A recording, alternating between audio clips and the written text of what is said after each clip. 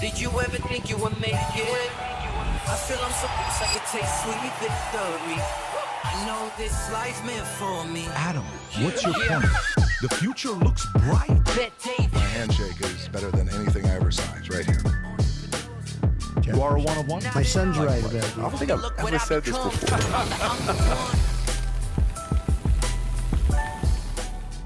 You know things are bad when you don't put your hand in Scott Jennings' face. Ever. I don't know if you guys saw this. Like, what are you doing? A guy's putting his hands in his face. Scott Jennings flips out. Then we hear all these stories. This executive in Chase, apparently, allegedly, tells this other Indian guy that's got a very interesting looking face that apparently she told him, I bet your little Asian fish head wife doesn't have these cannons. Who says that? Who talks like that? I hope it's Who not talks true. like that? I know it's not. In an like you threaten your employees like that. And by the way, so that story got like 40, 50 million views on X yesterday.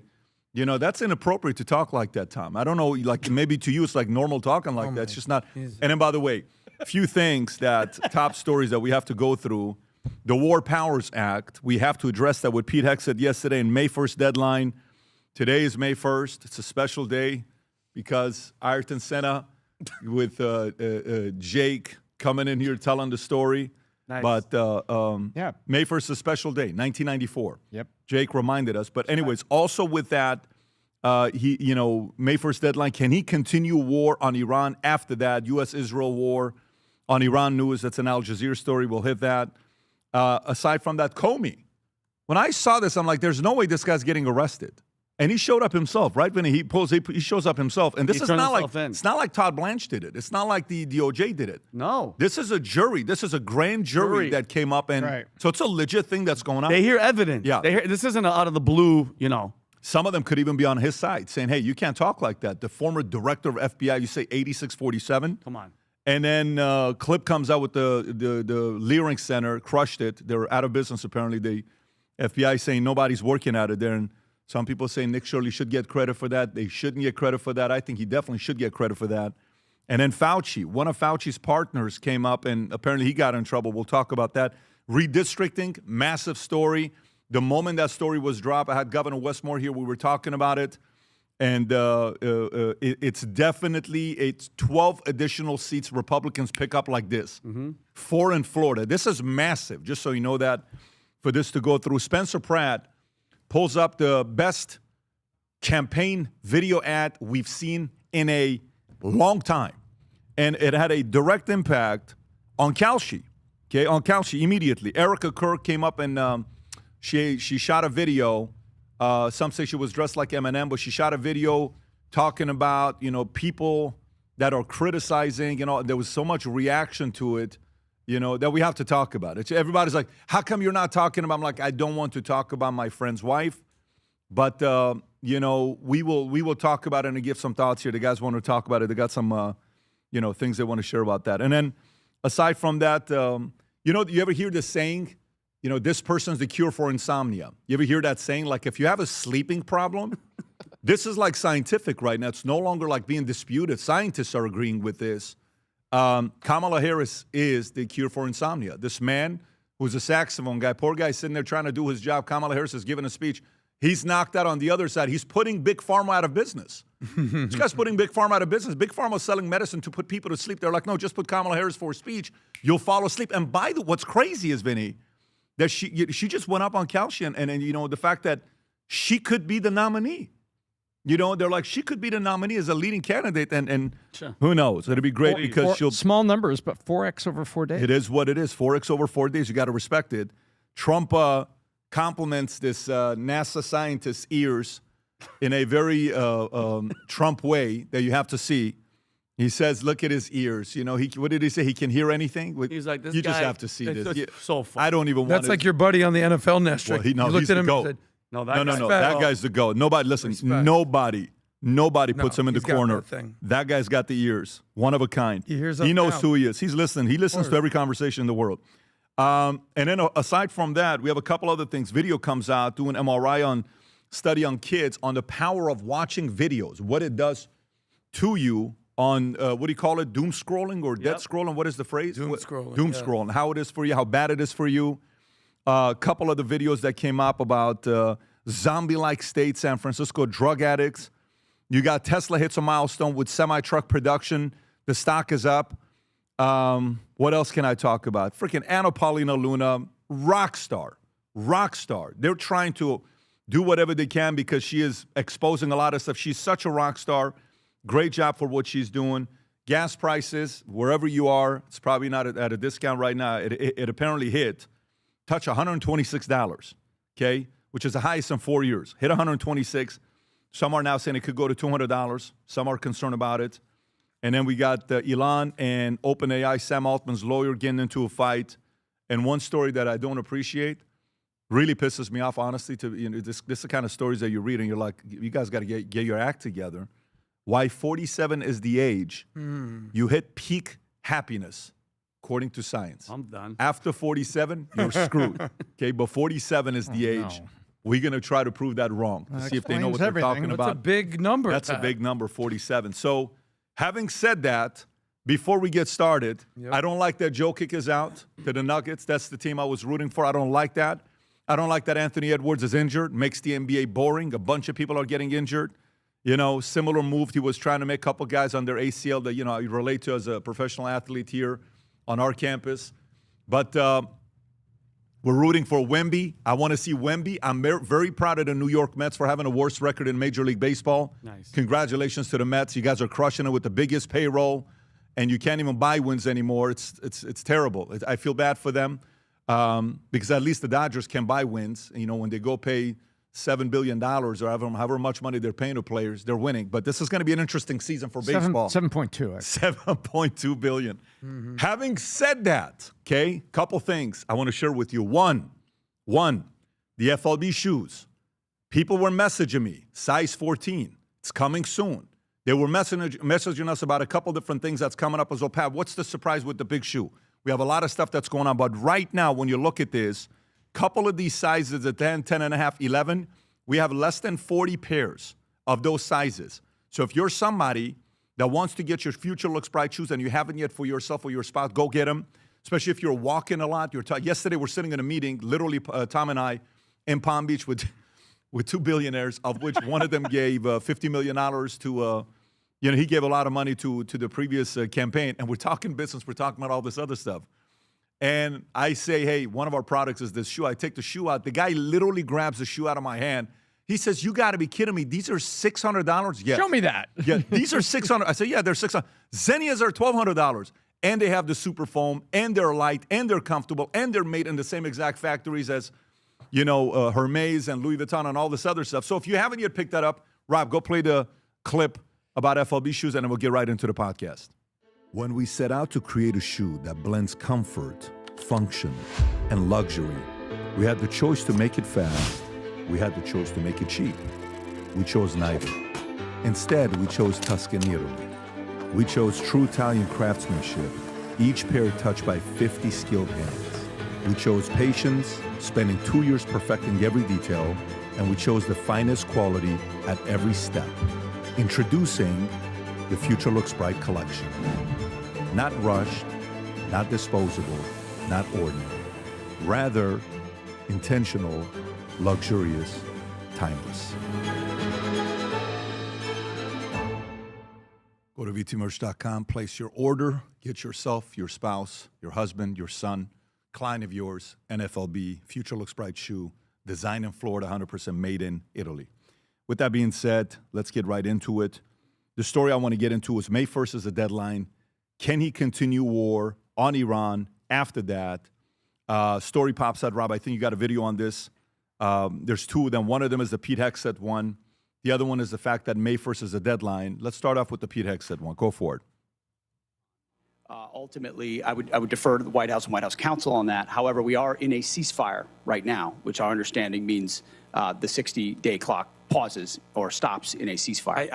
You're not in. Yeah. It's our understanding, just so you know. Okay, well, I do not believe the statute would support that. I think the 60 days runs maybe tomorrow, and it's going to pose a really important legal question for the administration. We have serious constitutional concerns, and we don't want to layer those with additional statutory concerns. I yield back, Mr. All right, Rob, is that the clip on the war powers? Yes, sir. Okay, so this was a conversation that also came up in the meeting that we had yesterday. Senate Republicans are calling on Trump administration to clarify how it is interpreting the 60-day clock under the War Powers Act, its military campaign against Iran. The 60-day deadline, depending on who's counting, is arriving on requiring the president to seek authorization or wind down operation. The first strike against Iran was February 28th, but Defense Secretary Pete Hegseth offered a different view during the testimony before the Senate Armed Services Committee, suggesting the clock can pause or stop during a ceasefire. Republicans include some of who have flirted with supporting a war powers resolution appeared open to Hegseth's interpretation. It sounds like there's some wiggle room he provided there for himself, said Senator Todd Young from Indiana. We'll take a look whatever they send over. Presumably, they'll communicate that in a formal way. They have, in a very careful way, followed the War Powers Act so far. Tom, I believe the War Powers Act is the one from Nixon in 73 that he was not supportive of, that you have to go get approval for everything with Congress. So tell us why this is so important. So the War Powers Act happened 1973. And 1973 was significant because for 4 years, the United States had been secretly bombing the living squat out of Cambodia. From 1969 to 1973, it was called the secret bombing of Cambodia because they thought that there were communist insurgents that were over there operating camps, supply lines, and a lot of havoc that they were flowing into Vietnam. And everybody wanted the Lyndon Johnson's war, because remember, the Vietnam War hit full speed within a year of Johnson being president, and actually practically before all of the national mourning over Kennedy was over, Johnson had already met with military leaders and strategists and elected to escalate what was going on in Vietnam. So this had been going on for like years and years and years. And finally, Pat, the U.S. Congress is like, look, if we can't get a ceasefire, we can't get out of Vietnam, and all these people are being drafted. And, I had an uncle that went and didn't come back, unfortunately, and his name's on the Vietnam War wall there in Washington. And so Congress came up, Pat, and said, okay, stop. Unless you have specific instructions and support and a vote that says, yes, we're declaring war, just like when the president went before Congress and said, I want you to declare war on Japan after Pearl Harbor. It was a very formal vote. And the Congress said, yes, we're declaring war. So it was all aligned. And, Vietnam was not aligned. So all of this madness came together, Pat, in 1973. And they said, that's it.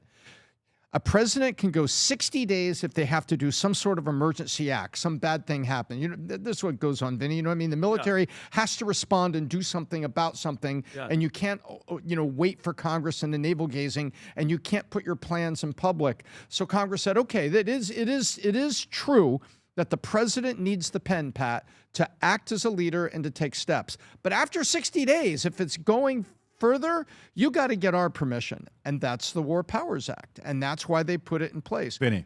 And thank you, Pat. My question to you is, Tom, does Pete Hegseth and the Department of War have to prove with intel behind closed doors, not in front of the public, that these threats, the nuclear plans and all that stuff is actually valid to continue it? Because I think 60 days is still a lot to just go, okay, we're going to go to war because we said this, and then we're going to go. After 60 days, do they have to prove that this is correct? Yeah, is that what you're saying? The test is called the unavoidable military necessity. Okay. And there are subcommittees that are secret subcommittees. There are, I believe there's 11 congressmen right now that will get secret briefings from the Department of Defense. It's like the Defense Select Subcommittee or something like that, Rob. If you look it up, I think that's what it's called.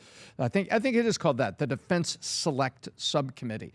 And so the president, Joint Chiefs, and only those people know to create,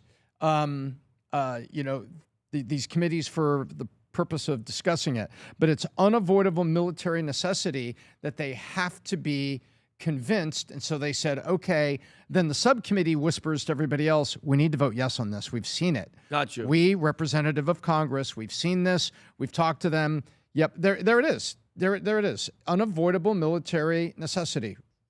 Right there. So that's a checks and balance. So Tom, that's a checks and balance. Even though, I mean, it is, if a president says, "Hey, we're going to go to war," we're going to go to war. But at least this, after 60 days, It's a checks and balances to go, okay, enough is enough. You guys don't have any proof or whatever, whichever way that they go. Right, but we live in a world where, chewing gum in class, impeach the bastard. Yeah. It's terrible. And chew gum in class. We all and know it's that. No, I'm being ridiculous for a reason. I think you understand, Adam. Is like it's ridiculous. We want to go after our president rather than trying to get ourselves toward a more unified world. And yes, war is a serious thing. But that's what's going on. They're like, it's May 1st. If you keep doing this, now we're going to come after you. Mm-hmm. I feel like now, Iran could practically, nuke Pakistan, and the U.S.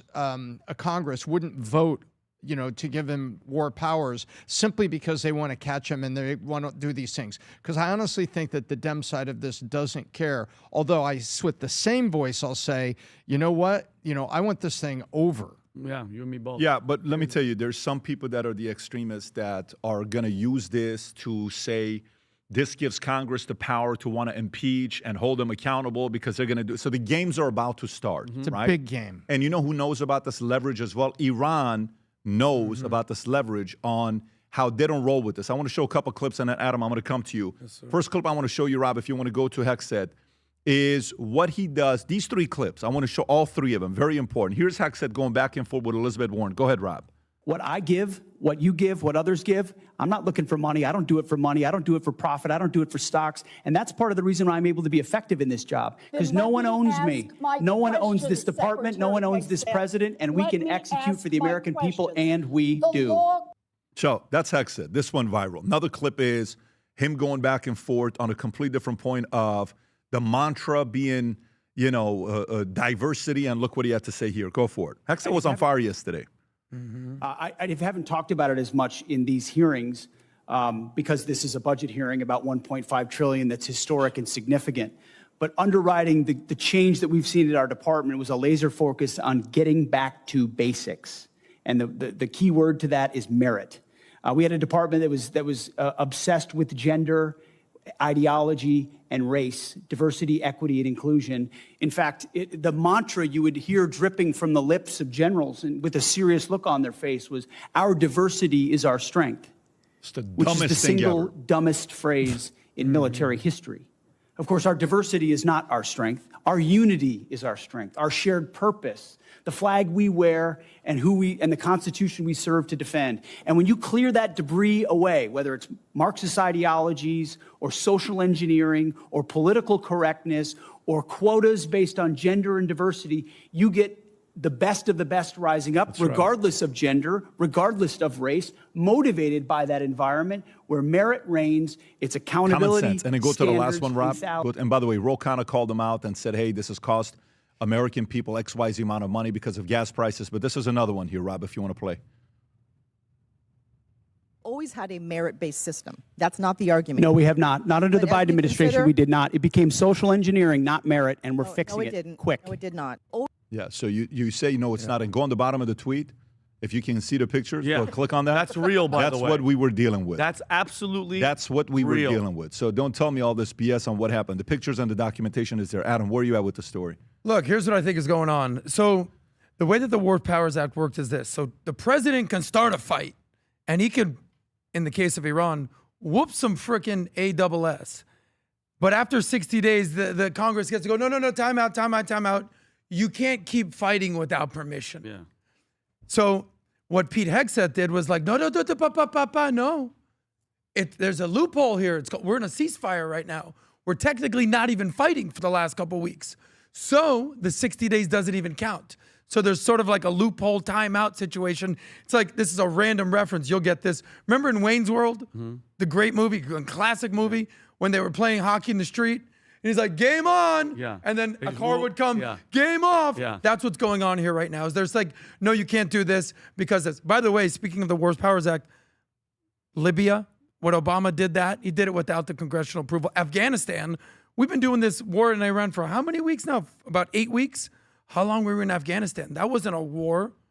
That was a mission trip. So the hypocrisy is kind of out there. But the last point is this. It's amazing to me how the Democrats hate what's going on in Iran for the last 8 weeks, but love the last 4 years of the war in Ukraine. Which one is it? They love Biden's war, but they hate Trump's war. I'm smelling a little hypocrisy there. And just FYI, if in regard to P. Hegseth, you want that guy in charge of the Department of War. Because at the end of the day, our military, you have to have trained killers. Sorry, it's brutally honest. The mission is to protect the country from evil, foreign and domestic. They have to protect us, and that's the guy that you want. He's not worried about masks. He's not worried about But I'm LGBTQ. telling you, you're going to expect a lot of games. It is officially opened up for a lot of games. And FYI, if Congress, they lose the House, which the redistricting thing that happened is massive. But let's just say they control the House. Immediately, 2027, 2027 could be the year of gridlock. It's going to be the year of gridlock. Everything is locked up in politics. Nothing's going to get done. It's going to be fight, back to impeach. And it's going to go into 2028 presidential election, and then that's going to come next. So to me, this could lead to a lot of nasty stuff. So one of the things that happened that's massive, you see the tweet from President Obama. I brought this up to Governor Westmore. We were talking about it. And all of a sudden, phone starts blowing up that Obama just tweeted this. What did he tweet? He tweeted about, how massive this is, how horrible this is for America. And when Obama says something like that, obviously the people that are, on the complete opposite side, they're like, if Obama's pissed off, that means something good is going on. Rob, just go to his account. Just go to people. All you have to do is go to people. Yeah. So you see, I don't know if it's this one or not, Rob. We had it a couple days ago. So right there. Okay. So this is the tweet that he puts up there. It says, today's Supreme Court decision effectively guts a key pillar of the Voting Rights Act, free and state legislator to gerrymander legislative district to systematically dilute and weaken the voting power of racial minorities so long as they do it under the guise of partisanship rather than explicit racial bias. And it serves as just one more example of how the majority of the Supreme Court seems intent on abandoning its role in ensuring equal participation in our democracy. Anyways, the good news is that we can come back and by winning elections, by winning midterms. So he's kind of using this as that. Why is this such a big deal? If you go to the actual article, Rob, and show what it did on the redistricting side, which is absolutely massive, Supreme Court ruled for it. So what do you mean Supreme Court ruled for it? Supreme Court ruled for it. 6-3. And this Supreme Court that ruled for it allows, if this goes through, 6-3, Louisiana's 2024 mid-decade redistricting that produced a serpentine district represented by this, calling it an illegal racial gerrymandering, while Obama argued the decision weakened a Voting Rights Act. Do you have that image, Rob, of shows all the states of what the plus minus is? You know the one that we showed couple days ago. The Northeast? Oh, my God. No, not the Northeast. The Southeast, I think, is the one. We just showed it a couple days ago. When you see, Vinny, have you seen this? I have. It is unbelievable. We just showed it 2 days ago. Was it the one that I saw the middle? It was like all the way in the middle. It was cut out. I think it's a first row. Yeah, if you zoom into this one. Okay, is it an image or is it a video?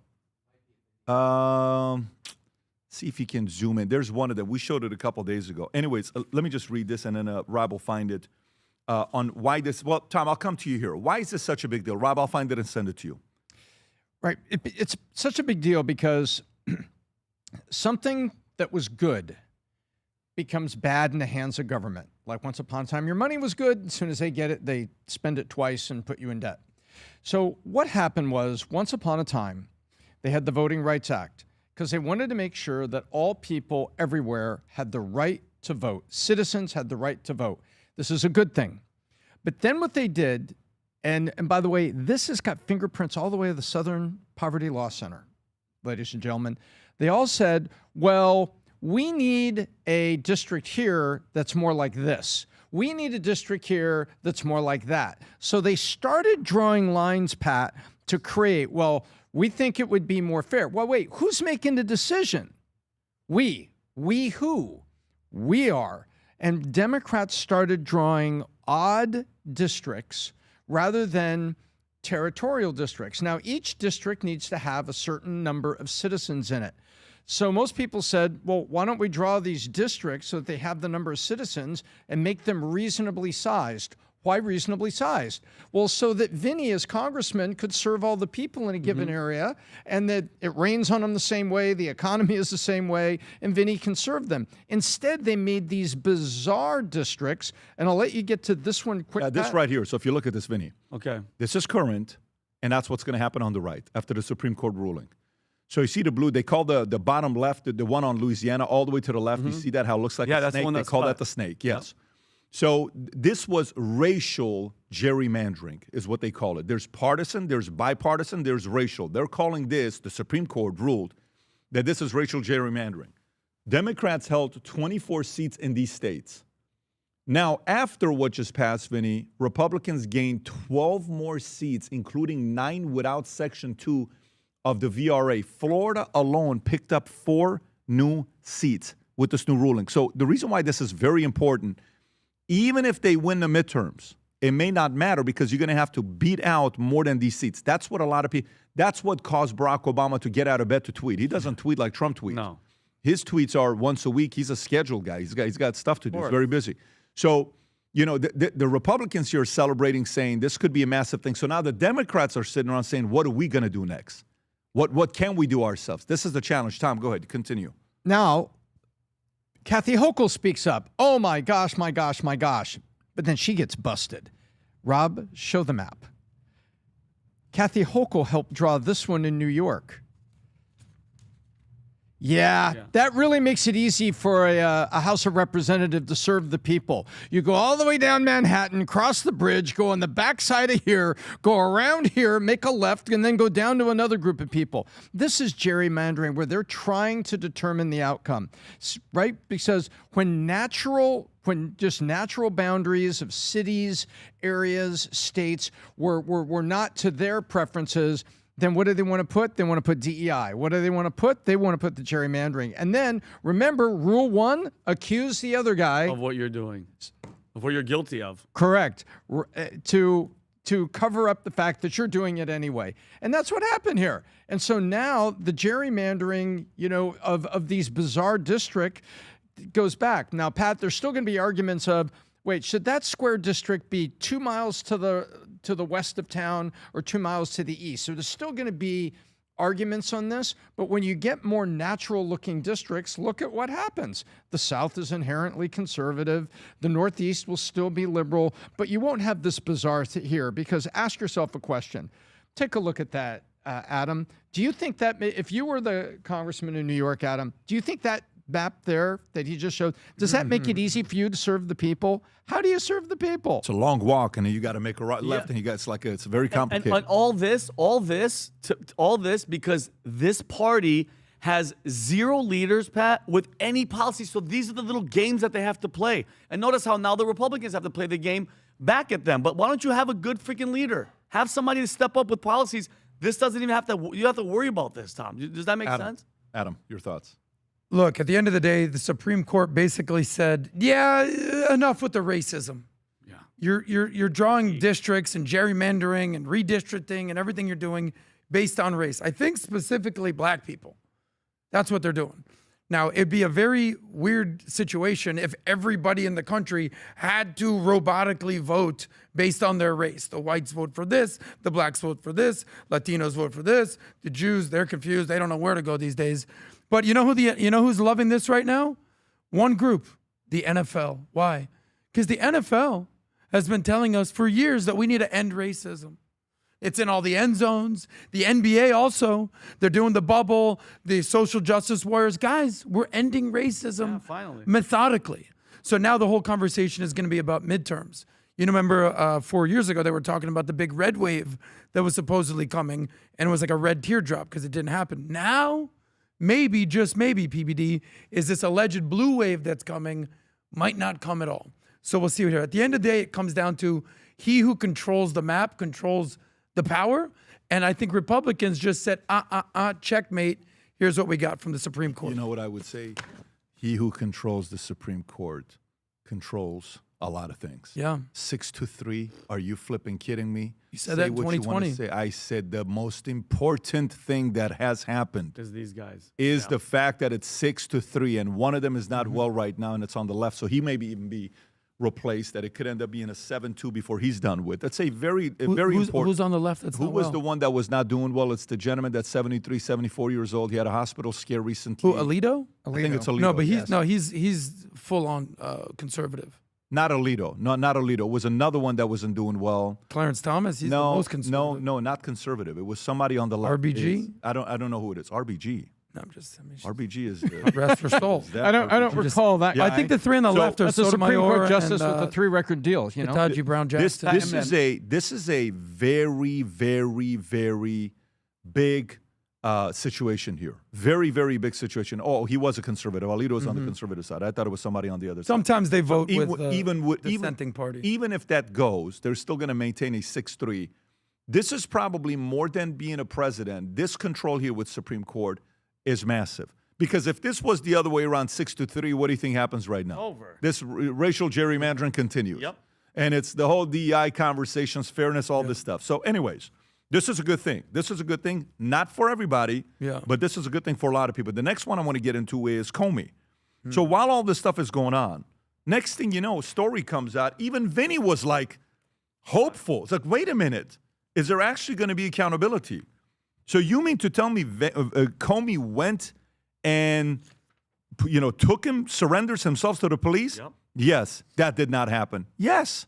Which clip do you have, Rob, with James Comey going out there and surrendering to the police? I have CNN reporting that he turned himself into police. Okay, go for it. Play that one first. Major breaking news on the new indictment against former FBI Director James Comey. We've learned that Comey has just surrendered himself at a federal courthouse in Virginia. This is massive. Facing a new set of charges, all because of a social media post. All because of it. That's it. that's it. Enough. Life. Yeah. Comey posted this photo to Instagram last year showing shells on a beach, spelling out 8647. That's right. 86 is slang for getting rid of or cutting someone off at a bar. Trump, of course, is the 47th president. Prosecutors say that is a clear threat. Comey, though, says he is innocent. Okay. Well, they're back. Yeah. This time about a picture of seashells on a North Carolina beach a year ago. And this won't be the end of it. But nothing has changed with me. I'm still innocent. I'm still not afraid. And I still believe in the independent federal judiciary. So let's go. Oh. Pause it right there. And then Trump had a couple thoughts to say about it, Rob, if I'm not mistaken. You have that one as well? But do you really think your life was in danger? Probably. I don't know. Based on what I'm seeing out there, the people like Comey have created tremendous danger, I think, for politicians and others. Kirk Comey is a dirty cop. He's a very dirty cop. He cheated on the elections. He tried to help Hillary Clinton, as you know. He dismissed a lot of things that he should have proceeded with. I wasn't involved, but he should have proceeded with.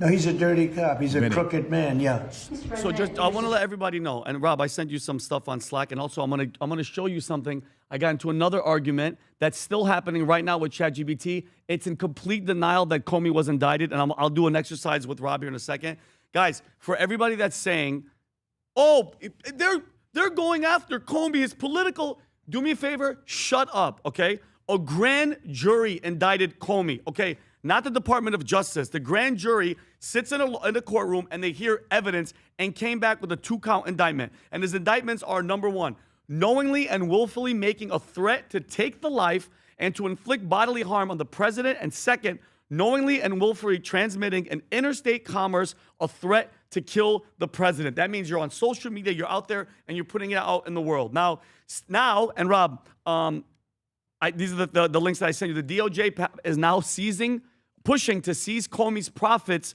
from his crime book, as prosecutors believe part of the reason he posted a threat on Trump's life was to drum up book sales. The forfeit action includes, and Comey's indictment points out that Comey posted the threat 5 days before the book release, which was May 2nd, 2025. His IG shows 8647 was surrounded by the book promo post, and the indictment demands Comey forfeits to the United States any property, real or personal, which constitutes or is derived from proceeds traceable to said offense. And Pat, this is his book. This is his Comey. He's bragging about the book, and look at what's in the book. It says, Former director Comey reunites with propagandists of his first legal thrillers for his strongest outline yet. The U.S. Attorney Carmen Garcia is trying to take down Samuel Buchanan, this is in the book, a far-right media personality with a popular podcast vilifying those he thinks are destroying America. Ready for this? This is the part. Intellectuals, immigrants, and people of color. Here we go. Garcia believes Buchanan went far beyond the protection of the First Amendment when he signaled out his enemies by name and suggested something should be done about them. His fans have obliged, killing or grievously injuring some of his foes. Tell me that's not a freaking dog whistle about his stupid book and him trying to call it out. And let's just all take a moment. Stop playing this game, Pat, because I keep hearing it from the left. No, he just stumbled. You believe he stumbled upon shells that said 8647. You're lying to yourself. And do me a favor, Rob. Go to ChatGPT. I hope yours is different than mine because mine won't do it. Go to ChatGPT and put, was James Comey indicted on 2 counts? Let's see if it does it because it's not doing it for me. Watch this, Pat. Let's see. I think it might do it for, it's doing it for you. It's not doing it for me. Let's see. Oh, yes. Okay. Mine, and I'll show you right now, Pat, just so I want to prove to everybody out here, mine says what? My ChatGPT is saying what? No, James Comey has not been indicted. There's no confirmed charge from the U.S. Department of Justice, no court ruling. And I've been going back with this thing for hours. You just see the argument. But I want, and I'll admit it, I didn't have that much hope, but I didn't give it up. This is what I'm talking about. You do the crime, you're going to pay the price. And let's see if it sticks. Because again, he's indicted. It's going to go in front of the grand jury. The case is going to be heard. But I'm happy, Pat. Something is happening. Was he on the auto pen? Was he pardoned? James Comey? Was he? Check to see if Comey was pardoned, Rob? That's something I want to know. I don't think he was. I know Fauci was, and we'll get into that story. No, he wasn't. Okay, so this is a good sign. And this proves what Todd Blanche is doing, Pat. Todd Blanche, you have to give this guy credit. In less than a month, this is happening. SPLC is happening for the funding of the KKK. Fauci's advisor, we're going to get to. The COVID Somalia daycare. He is not. Brennan's under investigation. The January 6th liar, Cassidy Hutchinson's getting investigated. He's not playing games, and I absolutely love it. And this proves I think the Brennan investigation they dropped. They did? Yep. Yeah, they dropped immediately. But in less than a month. No, but he's doing it. Look what he's doing. Yeah. Is this Todd Blanche speaking? Go for it. The Justice Department, in this filing today, also issued an arrest warrant for Mr. Comey. Is it your belief that he is a continued public threat? And is there a request also for detention that you anticipate will be made in this case? So the Department of Justice does not issue arrest warrants, grand juries do. And so the grand jury returned an indictment and arrest warrant. I expect that there will be communication with Mr. Comey's counsel, and we'll go from there. This case will proceed like hundreds of others do every year.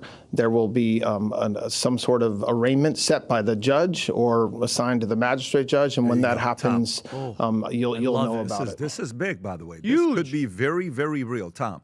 So first of all, I think it's still shocking that reporters that could do basic research about process, just like we do, don't do that, and they attempt to ask these gotcha questions. Or they do the research and they still ask a gotcha question. So the reporting just disappoints me yet again. It doesn't surprise me. But the other side of it here is there's 2 things that just happened in the past week that I connected the dots on, and it really bothers me. And I was talking to one of my daughters about it last night. The first is Cole Thomas Allen puts a manifesto out. And then everybody puts on Twitter, I mean everybody, many significant people, including Obama himself, put out on Twitter, gosh, we don't understand what the motive is. We don't understand what's going on. Although we don't know. Although, yeah. Right? We don't have that. And, we turn down the rhetoric. And finally, a few people, like, Van Jones, I appreciated what Van Jones said on CNN. He was measured. He did you see this, Pat? He kind of slowed down a bit, and he said, I'm a little worried about what's happening here. We played it. And some people are there thinking about it, but you've got, we don't know what this is. When the top law enforcement officer in the United States at the time, now goes walking a beach in 8647, that's a call. That's an encouragement. That's an angry statement that he's putting out there. And we wonder how Cole Thomas Allen and others feel enabled or feel that they're validated, or and he writes in there about how who he's apologizing for and who he's doing it for. And to me, you can't have it both ways. You can't say, I got no idea how a guy like Cole Thomas Allen gets radicalized. Well, he wasn't radicalized by a particular, group of people that he was hanging out with. It was just he reached his breaking point. But what's he reading every day? What's he looking at? Maybe a leader doing things like this? I mean, it disgusts me, Pat, because I look at it that way. Now, the one thing I will say about Comey, I think this was strategic by Comey. If you go in and surrender, I don't think you get the perp walk. And what he didn't want was somebody to come to his door and knock on the door, Pat, and say, hey, James, you got to come with us. We got to go do we got to process you. Yep, okay. And get in the back of a car. I think he was being strategic about it. Didn't want to have all those pictures on social media and everything. So he goes in and says, hey, guys, I'm surrendering here. Let's do the processing so it's done more quietly. I think it was strategic because he's trying to keep it out of the public eye. Yeah. And then he goes home and makes his cute little video that he puts out. And he's been, by the way, let's not forget who James Comey is, Pat. He's been around since the Hillary and then changing the charging doc, all the stuff that they did, Russia collusion, everything. He's not, Trump fired this guy. Adam. What, Adam? Guys, I got to be honest with you. I think you're overblowing this big time. Really? I think you're making much ado about nothing. You know who's loving this more than anybody right now? James Comey.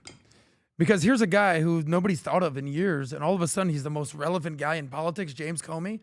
So Trump doesn't like him now, but I remember one thing. In about 2016, a couple weeks before the election, you know who hated him more than anybody? Hillary Clinton.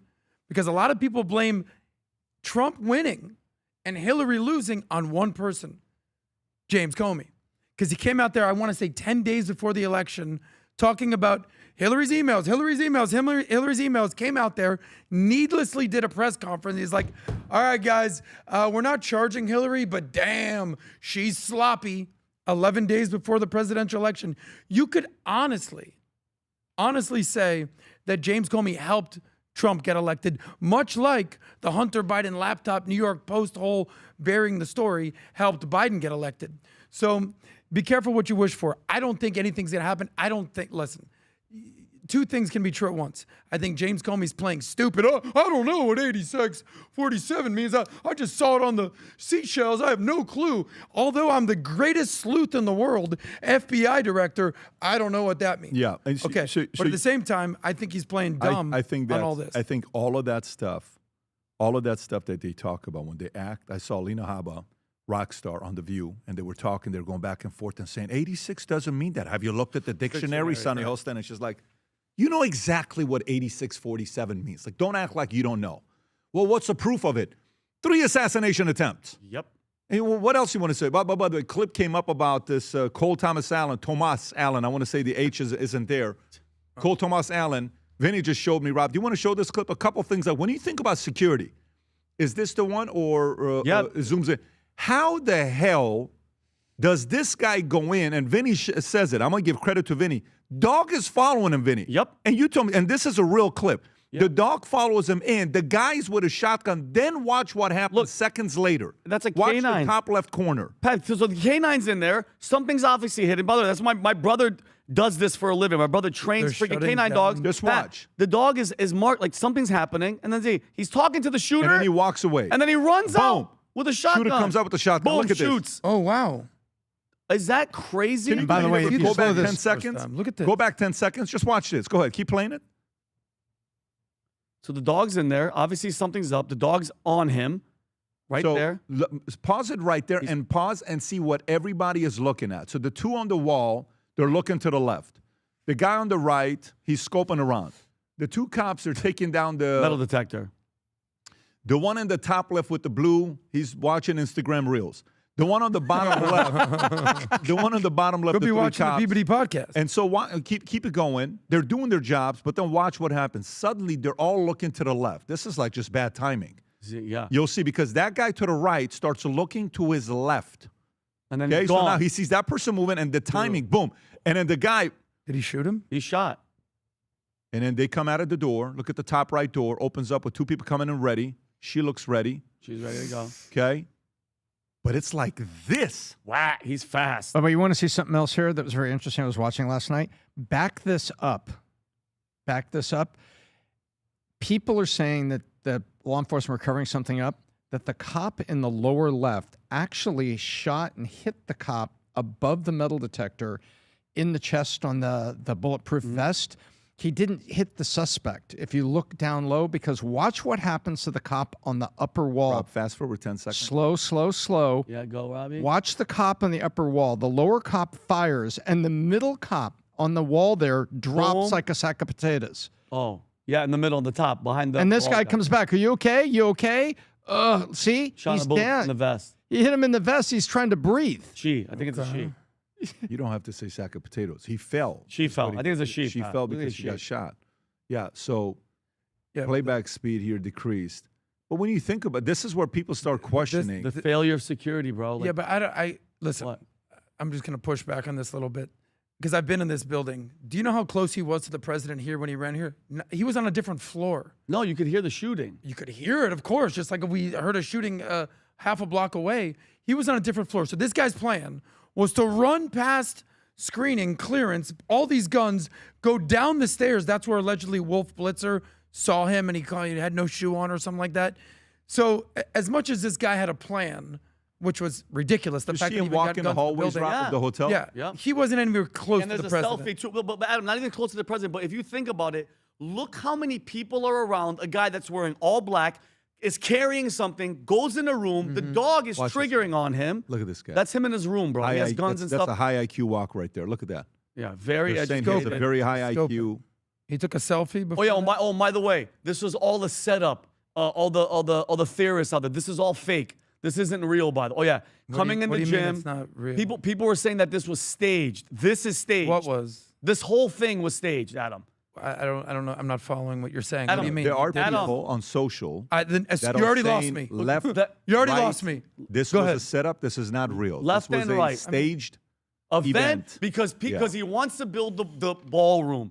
This guy, this California's guy, yeah. God, you know why? Already building the so to ballroom. me, a part of this when you look at this is even when we have security, and we have security with us all the time, and I'll watch them, my guys. I'll watch them, and I'll say, like, if we go to a place, and when they're alert, but when they're not, I'm like, what would I do?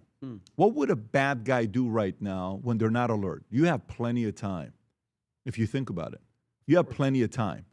The amount of alertness you need today, it's like immediate alertness. And the biggest distraction cops and Secret Service have today that they didn't have 20 years ago is what? Their phone. I go to church. Instagram Honestly, Reels. I go to every Sunday when we go to this church. Won't say which one it is. When we go to this church, the same female cop is standing to the right. Vinny, the entire time she just looks at her phone.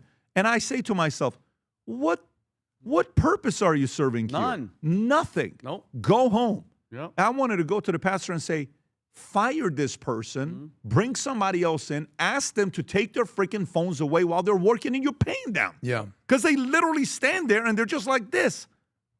While there's security on Sunday services coming in and out. And then what are you going to happen? And you see the cameras. Yep. Like, and I walk with Tico and Dylan, like, look at this. Why are you even here? I want to go tell her and say, can I ask you a question? Like, what are you doing here? Yeah. What are you doing here? But I'm not the person that's paying them. So sometimes, with the distractions that we have, one funny moment with this whole thing is this lady here asks him, would you be wearing a bulletproof vest? This is brilliant. Okay, and Trump, of course, comedian. His answer, he was ready. Go ahead, Tom. Is there talks about you potentially wearing a bulletproof vest moving forward, given you have now been shot at? I don't know if I can handle looking 20 pounds heavier. That's good, man. That's self-deprecation. That's Some of great. these guys are physical. You got to be honest. They're even laughing. Some of these guys are Vinny, he's kind of cute, He's Vinny. good. He's kind of cute. She's But, kinda by the way, cute. I have to. Adam probably knows I have her. to agree with you what you're saying on the cell phone thing. I mean, how many rules are we seeing established in schools? Kids got to be off the cell phone right? Dinners, we do dinners, cell phones off. You know, when Shabbat dinner, if you ever do that, no cell phones, just being together. One thing that I agree with you is if you're working and you're protecting the president, get off Instagram, dude. Get off TikTok, especially. Be in the moment. I think that's what you're saying, right? Oh, that's exactly what I'm saying. Like, for instance, when we're at the office and I'm doing meetings and they're sitting on the other side and doing their thing, I don't have a problem with that. But when we're out in premises, I want you alert. Yeah. 24/7 alert. No phones, nothing. And so, I mean, it's not like they were looking at their phones there anyway. I'm not making any point with that. All I'm saying is there's a lot of distractions today, and you have to be alert on everything that you're doing. You're in a hotel where the public's walking around. At any point, anybody can do something. The dog walks in, and the guy's pulling back. It's like the dog is knowing something, and then but you haven't even seen the video before. He goes in with a bag. Yes. Like, to hide that, you have to be in a bag. So he's in there. That video? Split second turns around. And then comes out. Boom. He walked in with a bag. What the hell you think is in a bag this big? Golf clubs? Yeah. You know, Well, president plays golf. Yeah, exactly. Not this one. The other one. Maybe it's a gift. Yeah, go up to the top clip, Rob. The bottom one. Go one down right there. See if it shows that he walks in first. Look, he's carrying a bag. He's There's carrying a gun bag. Shotgun. Yeah. A shotgun. And you don't think what's in there? Like, you don't think that sounds a little bit, looks a little bit? So, I don't know. Man. I think the president is a class act when he says they're doing their best, they're doing this, they're doing that. He needs to say that. The rest of the world needs to say, what the hell are you guys doing when it comes down to having a guy like that coming through and he's able to do what he's doing? So I don't know. I think security measures need to always be ready. So this goes back to Comey. Hey, Comey, you don't think that seashell 8647 is a big deal? You lose credibility when it happens at a moment like this. So, by the way, the grand jury, the timing of it was perfect. Yeah. The perfect timing grand jury. When do they do it? After the third attempt. Make the argument. Yep. Make the argument. Perfect timing on that. Let me what get do to the you next think's going to story. happen with Comey, though? What do I don't think? I don't. By the think way, that anything's book gonna that you happen talked with about, 8647. you know that book you talked about? You said they're going to have to pay the money back for the book. How many copies do you think that book sold? Way more since he found that 8647 thing. 20,000 copies. That's it. His memoir sold 700,000 copies. Okay. Oh, really? That's a horrible book. That book only sold 20,000 copies. Good for him. Even with 8647, nobody cared to read this book. Wow. Okay? Nobody cared to read this book. You would think the director of FBI, who is that famous, after 8647, the book would have done more than 20,000 copies. Go pull it up. 20,000 to 60,000 copies. But it was his least performing book. So it's not like they're going to collect that much money back. Go ahead and pull up the sales. It's a couple $100,000. It didn't change his life. But those types of behavior it impacts. What do I think is going to happen to him? Probably not much. Yeah. Not much is going to happen to him. But I do think even this, as they go through, do I think there's a 20% chance of having something that he has to do? I think there is. And I like that. I like the 20%. Community service. Have him go pick up trash on the beach. Collect 8647. all the seashells on the beach. Exactly. Yeah. I like that. Let's get to the next story. Next story here is, again, accountability. Since we're on the topic of accountability, Fauci's business partner, Rob. What page is that story with Fauci's business partner? I don't believe it's in the prep, but I'll grab you this. Do you want to pull that up? Because we just talked about it a couple days ago. David Morenz, Pat. He's a former senior advisor to Mr. Fauci. Yeah, so this comes out. Pressure on the DOJ to prosecute Anthony Fauci, grown after advisor indicted with days left to charge COVID lies. If you go a little bit low and read this, the indictment of Dr. Anthony Fauci's former advisor David Morenz Tuesday revived calls for the Justice Department to prosecute Fauci himself for allegedly lying to Congress about funding risky research in China before COVID-19. Just 2 weeks remain before the 5-year deal legal deadline on May 11 to indict Fauci for denying under oath that he funded gain-of-function experiments that modified bat coronavirus in the same city where the pandemic started. Morenz, 78 years old, was charged with 1 count of conspiracy, 2 counts of destruction, alteration, or falsification of records in federal investigation, and 2 counts of concealment, removal, or mutilation of records relating to the origins of COVID-19. He faces up to 51 years in prison. 51 years in prison. Vinny. And again, giving credit when you said don't give up hope. Todd Blanche is in there, and all these things are happening, Pat. By the way, so he served from 2006 to 2022. That's pretty freaking long. So what he's accused of: hiding and altering records during federal investigations into COVID-19. By the way, there's a bunch of emails, Rob. There's some screenshots of what they're actually doing. suppressed alternative theories about how the pandemic started. When you hear that, when you hear these people, these are the senior advisors to everything COVID. Tom, if you're suppressing the alternate theories, you know what you're trying to do? You're trying to cover up that this thing came out of a lab that we own, that they're running in freaking Wuhan, China. Okay, so then when people like me say, you know what? I think this thing might have been planned. I think this thing might have been a leak for them to destroy the presidency, because I don't care who's in charge, Tom. If a pandemic hits during your presidency, you're not going to win the re-election. Period. End of story. Okay? And I love that you said that, Pat. His charges are conspiracy against the United States. Full stop. They conspired. Destruction, alteration, and falsification of records, concealment or removal of records, and aiding and abetting. Okay? And then this is the alleged indictment. His co-conspirators deliberately concealed all the information, Pat. And what's beautiful about this, Rand Paul laid it out perfectly. He said, Fauci lied to Congress, felony. Destroyed federal records, felony. Advising others to destroy federal records is a felony. Fauci did all three, okay? And if his advisor is indicted, that means he should be going down, because May 11th, Pat, is a 5-year statute of limitation deadline for Fauci. Even though Fauci, and this is how Trump is playing it beautifully with the timing, and nobody's been talking about the auto pen that he reversed. His May 11th is the deadline, but Fauci is pardoned. This is where Trump is going to go. By the way, they're all null and void. Get him. Indict him. And that took after May 11th. Well, it has to happen before May 11th. Happen before May 11th. It has to happen before the deadline's or else it's gone. Or else it's gone. Yeah. But I'm telling you right now, I don't want anything for my birthday. I don't want anything for Christmas. I don't want any gifts ever. I want this guy, because I think Dr. Fauci, Tony Fauci, is in charge, is responsible, Pat, for the millions of people that are gone, that have died, that lost their grandparents, that couldn't go to funerals, that couldn't see their loved ones dying in front of them, all the stuff that they put us through, the turbo cancer that's happening right now that's exploding, the young children in this freaking country that have myocarditis because of the decisions on purpose. Because of him, there has to be accountability. And he's the one. He's the head of the snake, and it has to be him, Pat. And I pray that it happens. Rob, what was that email you just pulled up a minute ago? From 2021? This is from David Morenz, where he wrote, and I'll read it this way. Go ahead, Tom. You are right. I need to be more careful. So he wrote this to someone. However, as I mentioned before, I learned from our Freedom of Information Act lady here, so someone that was in their office that counseled them on that, how to make emails disappear after I am What FOIA'd. a moron. Now, Thank you for being a moron.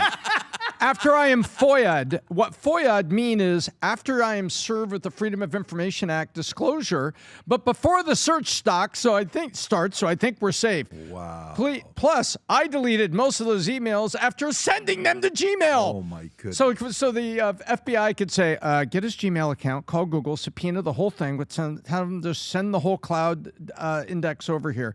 This clearly shows the conspiracy and the destruction of records and the rerouting.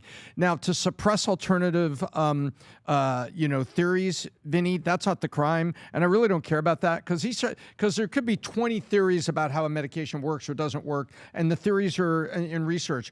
What I love is the conspiracy to, and I was waiting for them to use the obstruction of justice. Where's the obstruction of justice clause? But destroying records, rerouting, and then this smoking gun here.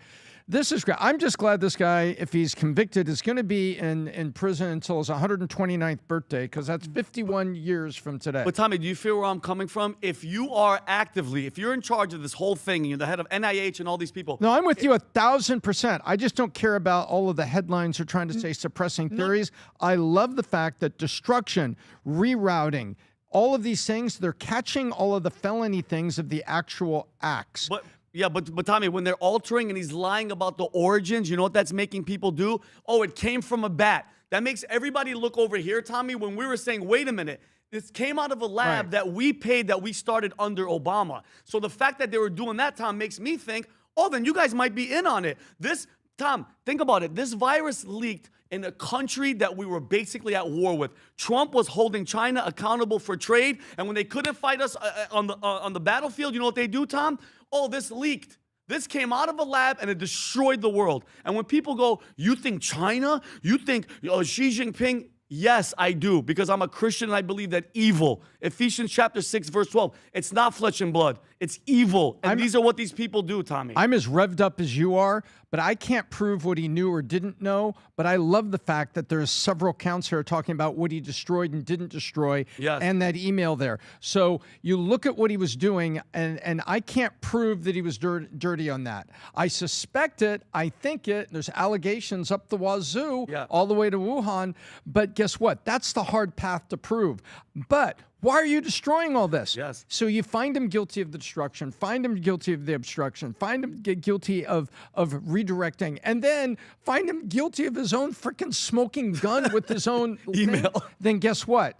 All of that, why was he doing it? Well, the answer was he was covering up all this. He was covering up all that. Yep. But guess what? This proves that. But this hopefully incarcerates this guy for a long time. Fauci to follow. And then you don't have to go through the longer path of what did he know and when did he know it, which is a really difficult legal test. Adam. I believe that we need accountability for sure. And the number one entity or person or thing that needs accountability, it ain't Fauci, it's China. How quickly did we forget about that? This started with the Wuhan lab, the Wuhan flu. Like, I get that we're dealing with tariffs. I get we're dealing with asymmetrical warfare. We got, a Cold War going on with China. We have debates, tariffs, what's going on. Listen, I get that why people are mad with Fauci. I get it. But I don't wake up every day thinking about Fauci. I do wake up every day thinking about America's well-being in the world and our global hegemony and who's coming after us, China. And what has China done to be found accountable? Remember that whole situation when Jon Stewart went on Colbert and he's like, you mean to tell me that it was a pangolin mixed with a penguin? That he's like, or it could have been the Wuhan lab that caused the Wuhan flu. So the biggest thing that I think that happened with Fauci and everything with the vaccine is that it made vaccines and science and health political. It shouldn't be that political. Like, I'll come out and say this. I think vaccines are good. Smallpox, polio, measles, mumps, rubella, whatever it is. It's the rush of the vaccine, Trump. It's the forced mandates of vaccine that people have a problem with. And what you have a problem with is the lying. And it's the 100% effective, 92% effective, 90% effective. We don't even know. But go get a booster. By the way, did anybody get their 78th booster this month? So it's convenient that we don't even talk about that anymore. Part, though? But I agree with you. But don't you think the criminal part? I don't know. Huge? I don't know. I don't have a vendetta against Fauci. Why not? No fan of Fauci. But I think the emphasis needs to be on China. How much you want to bet this 85-year-old guy won't spend one day in jail? Well, I don't think Comey's going to jail. Put China in jail. No, but you're talking about Fauci. But Rob, you want to see accountability? 100%. I don't think he's going to go to jail. Adam, he's 85 years this old. Guy, and I said, by the time they go to trial, he's 87, he's 90.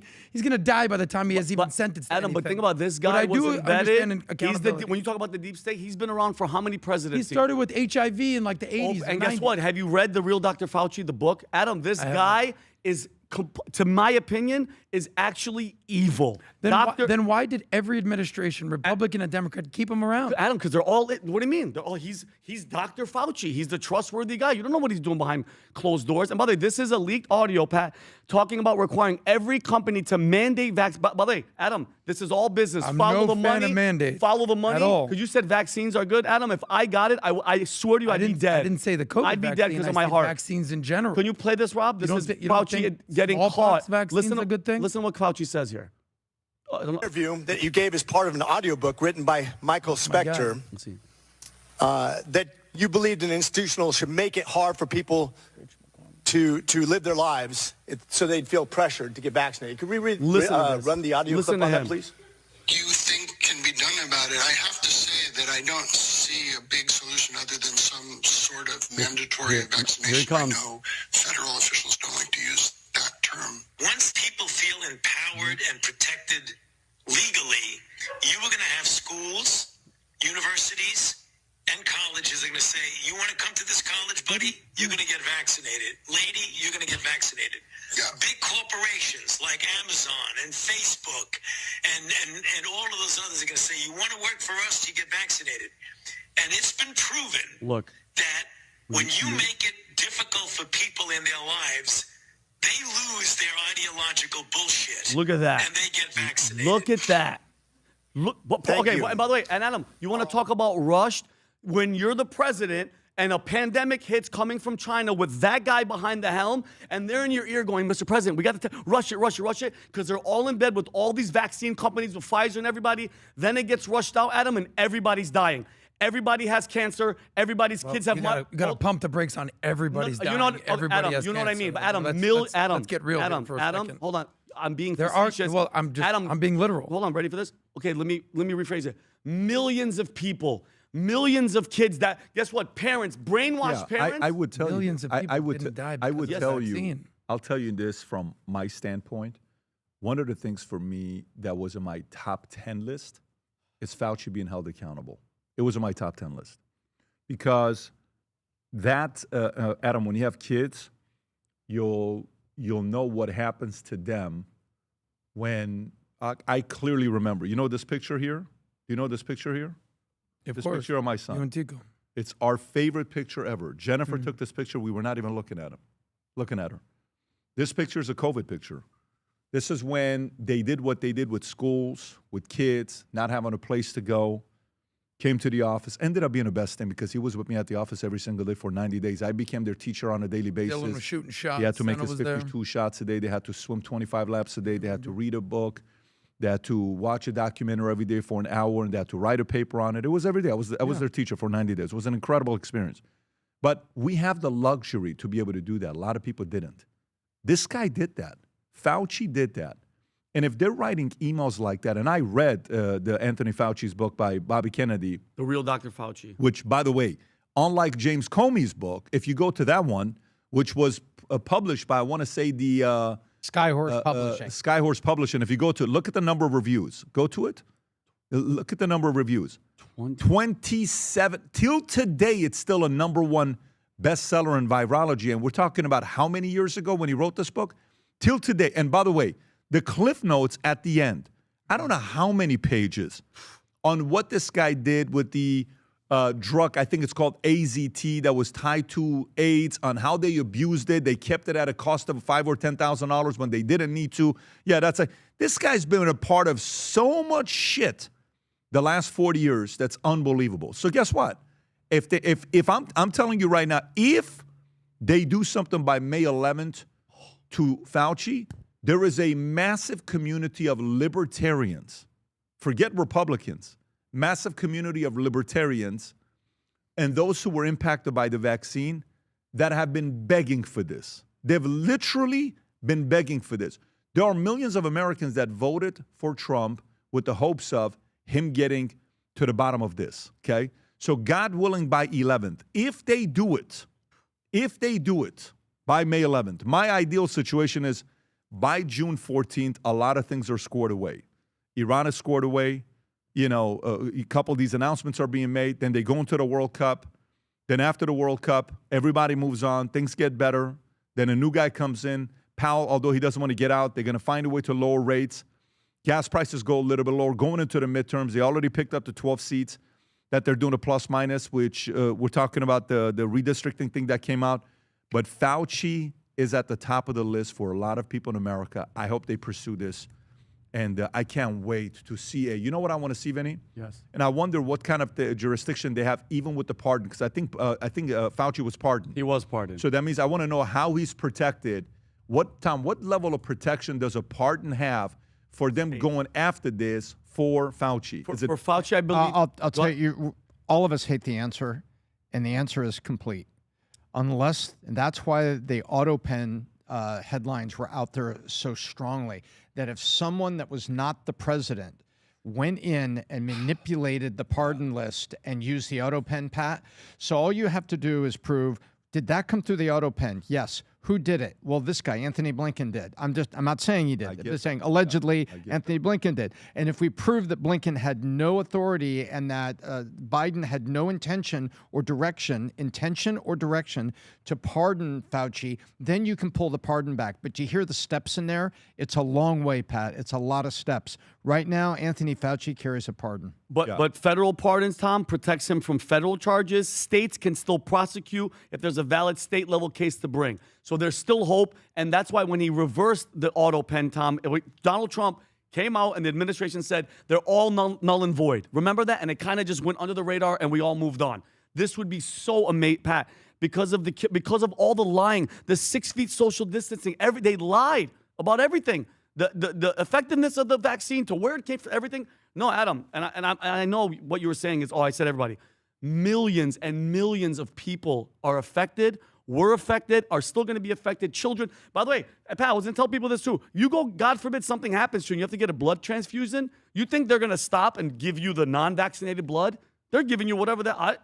You understand like the level of that? Yeah. And I'm telling you right now, if that's affecting people with myocarditis. By the way, I'm not a legal expert, but I read an article once and it really pissed me off. Really pissed me off because it said, pick a state like Nebraska, goes all the way to the mat and they prosecute Fauci. Then they appeal it. Where do you end up? You end up at the Supreme Court. And the Supreme Court has asked a question, was this man already pardoned for this? And therefore, does the state charge carry weight? And it's like, now you put it in the hands of the Supreme Court to say, did he or didn't he? And it's just a mess. And meanwhile, he's not in jail. He's walking around. Remember, he had Secret Service protection. You can't hit his reputation any harder than Bobby Kennedy did. If what he's saying is accurate and then nobody can go after Fauci and he's basically been pardoned, who's next on that list? Because as much as we think Fauci had the power, there's other people that are making rules, regulations, mandates, and all that, the vaccines. So I'm wondering what's downstream from here. Who would it be? If he's pardoned, what are we talking about? David Morenz, this is his senior advisor. He's just been indicted with 50 years. And Adam, they're going to keep going. They're going to keep searching. But was Morenz on the pardon list? No, he was not on the pardon list. But Adam, this guy, he has to be held accountable, bro. He has to be. Period. Well, it sounds like they're trying to. I hope to God it happens. We'll see. We'll see what happens. Let me get to this next story. So Spencer Pratt, who's running for mayor of L.A., dude, this guy just dropped a bomb of an ad. And then wait till you see this clip of Karen Bass, how she's being treated by people in L.A. while she's in a car trying to talk. That clip excites me more than this one. But here's Spencer Pratt dropping one of the greatest campaign ads of all time. Go ahead, Rob. This is where Mayor Bass lives. You notice something? Or here, where Nithya Raman's $3 million mansion sits. They don't have to live in the mess they've created where you live. This is where I live. They let my home burn down. I know what the consequences of failed leadership are. That's why I'm running for mayor. For my sons and the rest of us Angelinos that want to stop these corrupt politicians from destroying our city. Go get them, buddy. We're going to get the golden age of Los Angeles back. Man. Wow. By the way, Jeannie Buss, Los Angeles Lakers, allegedly, if you want to pull this up, just gave him $10 million for his campaign. Wow. Okay? $10 million. Okay, if you go look that's up. That's going to fund that campaign, man. Are you kidding me? $10 million bucks. Do you have that story, Rob? Can you just verify what I'm saying? I thought I was go a little bit lower to see if there's a $10 million story. I think you're right. Story was going viral about her giving $10 million. And then another thing with Spencer Pratt, Rob, if you can go back to where you were at, on top of that, on Kalshi, you just had a Kalshi thing with him for mayor, right? Yeah, that's the one I want to look at. There's a Kalshi on that. Yeah, if you look at this, a Kalshi for mayor of L.A., and watch what happened to him after he dropped this clip. Look what happens to him. Which go to color 1 is week. he? Just go to 1 week, Rob. Is he blue, Rob? Can you go to 1 week? Yes, Pat. Go instead of 30 days, go to 1 week? Is that it? Yep. He's blue. Boom. He bumped up from April 24th. He was April 20. Go to April 24th. Where was he at April 24th? 15. And now he's at what? Go to today. Boom, 25%. So Nithya Raman is at 52.6. Karen Bass drops from being at 30 to being below 15 now. She's dead. Even the Democrats. Physically, she's alive, Tom. She's alive. No. I know a lot of people are worried about her age. Are on life support is what I'm it sorry. means. Her campaign Sack of sandbags. Is, as they say, her Potatoes. campaign is in deep trouble. Yeah. Even the Democrats aren't supporting That's her right. because she's That's so right. she is too much so potatoes. But here's so much here's baggage Karen from the Bass. fires. Here's Karen Bass out there asking for support in this beautiful car. And look how folks from LA are talking to Karen Bass. Go ahead, Rob.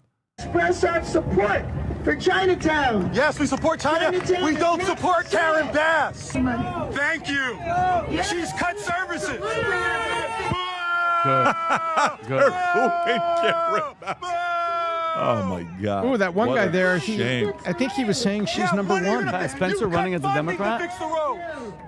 I don't think Spencer's running. And when it comes down to mayoral races, I don't know if they do Republican or Democrat. They may, if you want to pull it up, if he's running at a Democrat as a Republican. I'm speculating he's probably going to be a conservative himself. Well, big cities do. I was actually just talking to good. Yeah, Republican. Big cities do obviously. And let me do this, and I'll come to you, Rob. There's another clip where she was caught in shocking recording just days before the Palisades fire. Yep. If you want to play this clip, watch this clip here. Go ahead, Rob. The situation is very dangerous, and I would never do. I will take the criticism before I do a publicity stunt. And frankly, a press conference at this point in time would just be publicity. I think the neighbors, the property owners, yeah, and the residents. I mean, 41,000 people live within a square mile here. Yeah. Two families share a one-bedroom apartment. But they want to hear that something is going to be done. They want to know it's recognized. But they want to know it's recognized. Exactly. But if I have a choice between that and compromising something, I just have to go along with it. It's not my area of expertise. Rob, I want to what make is sure the that main? you are safe, It's coming, Pat. Is he? and hopefully you can read in between the Read lines. between the lines. But I Hold would just tight. appreciate, and it's hard for me to tell you this. It's hard. But hold tight. You will understand soon. Bro, that's you know what that is? That's somebody saying that they know something, but they don't want to say it out loud. You know. By the way, what was it, Vinny? You lived in L.A. What was it? What are the hot winds called? I don't know the name of them. The Santa Anas. Yes. The weather report will say, "Here come the Santa Anas." buddy. And those are did you even live in L.A.? Santa Anas.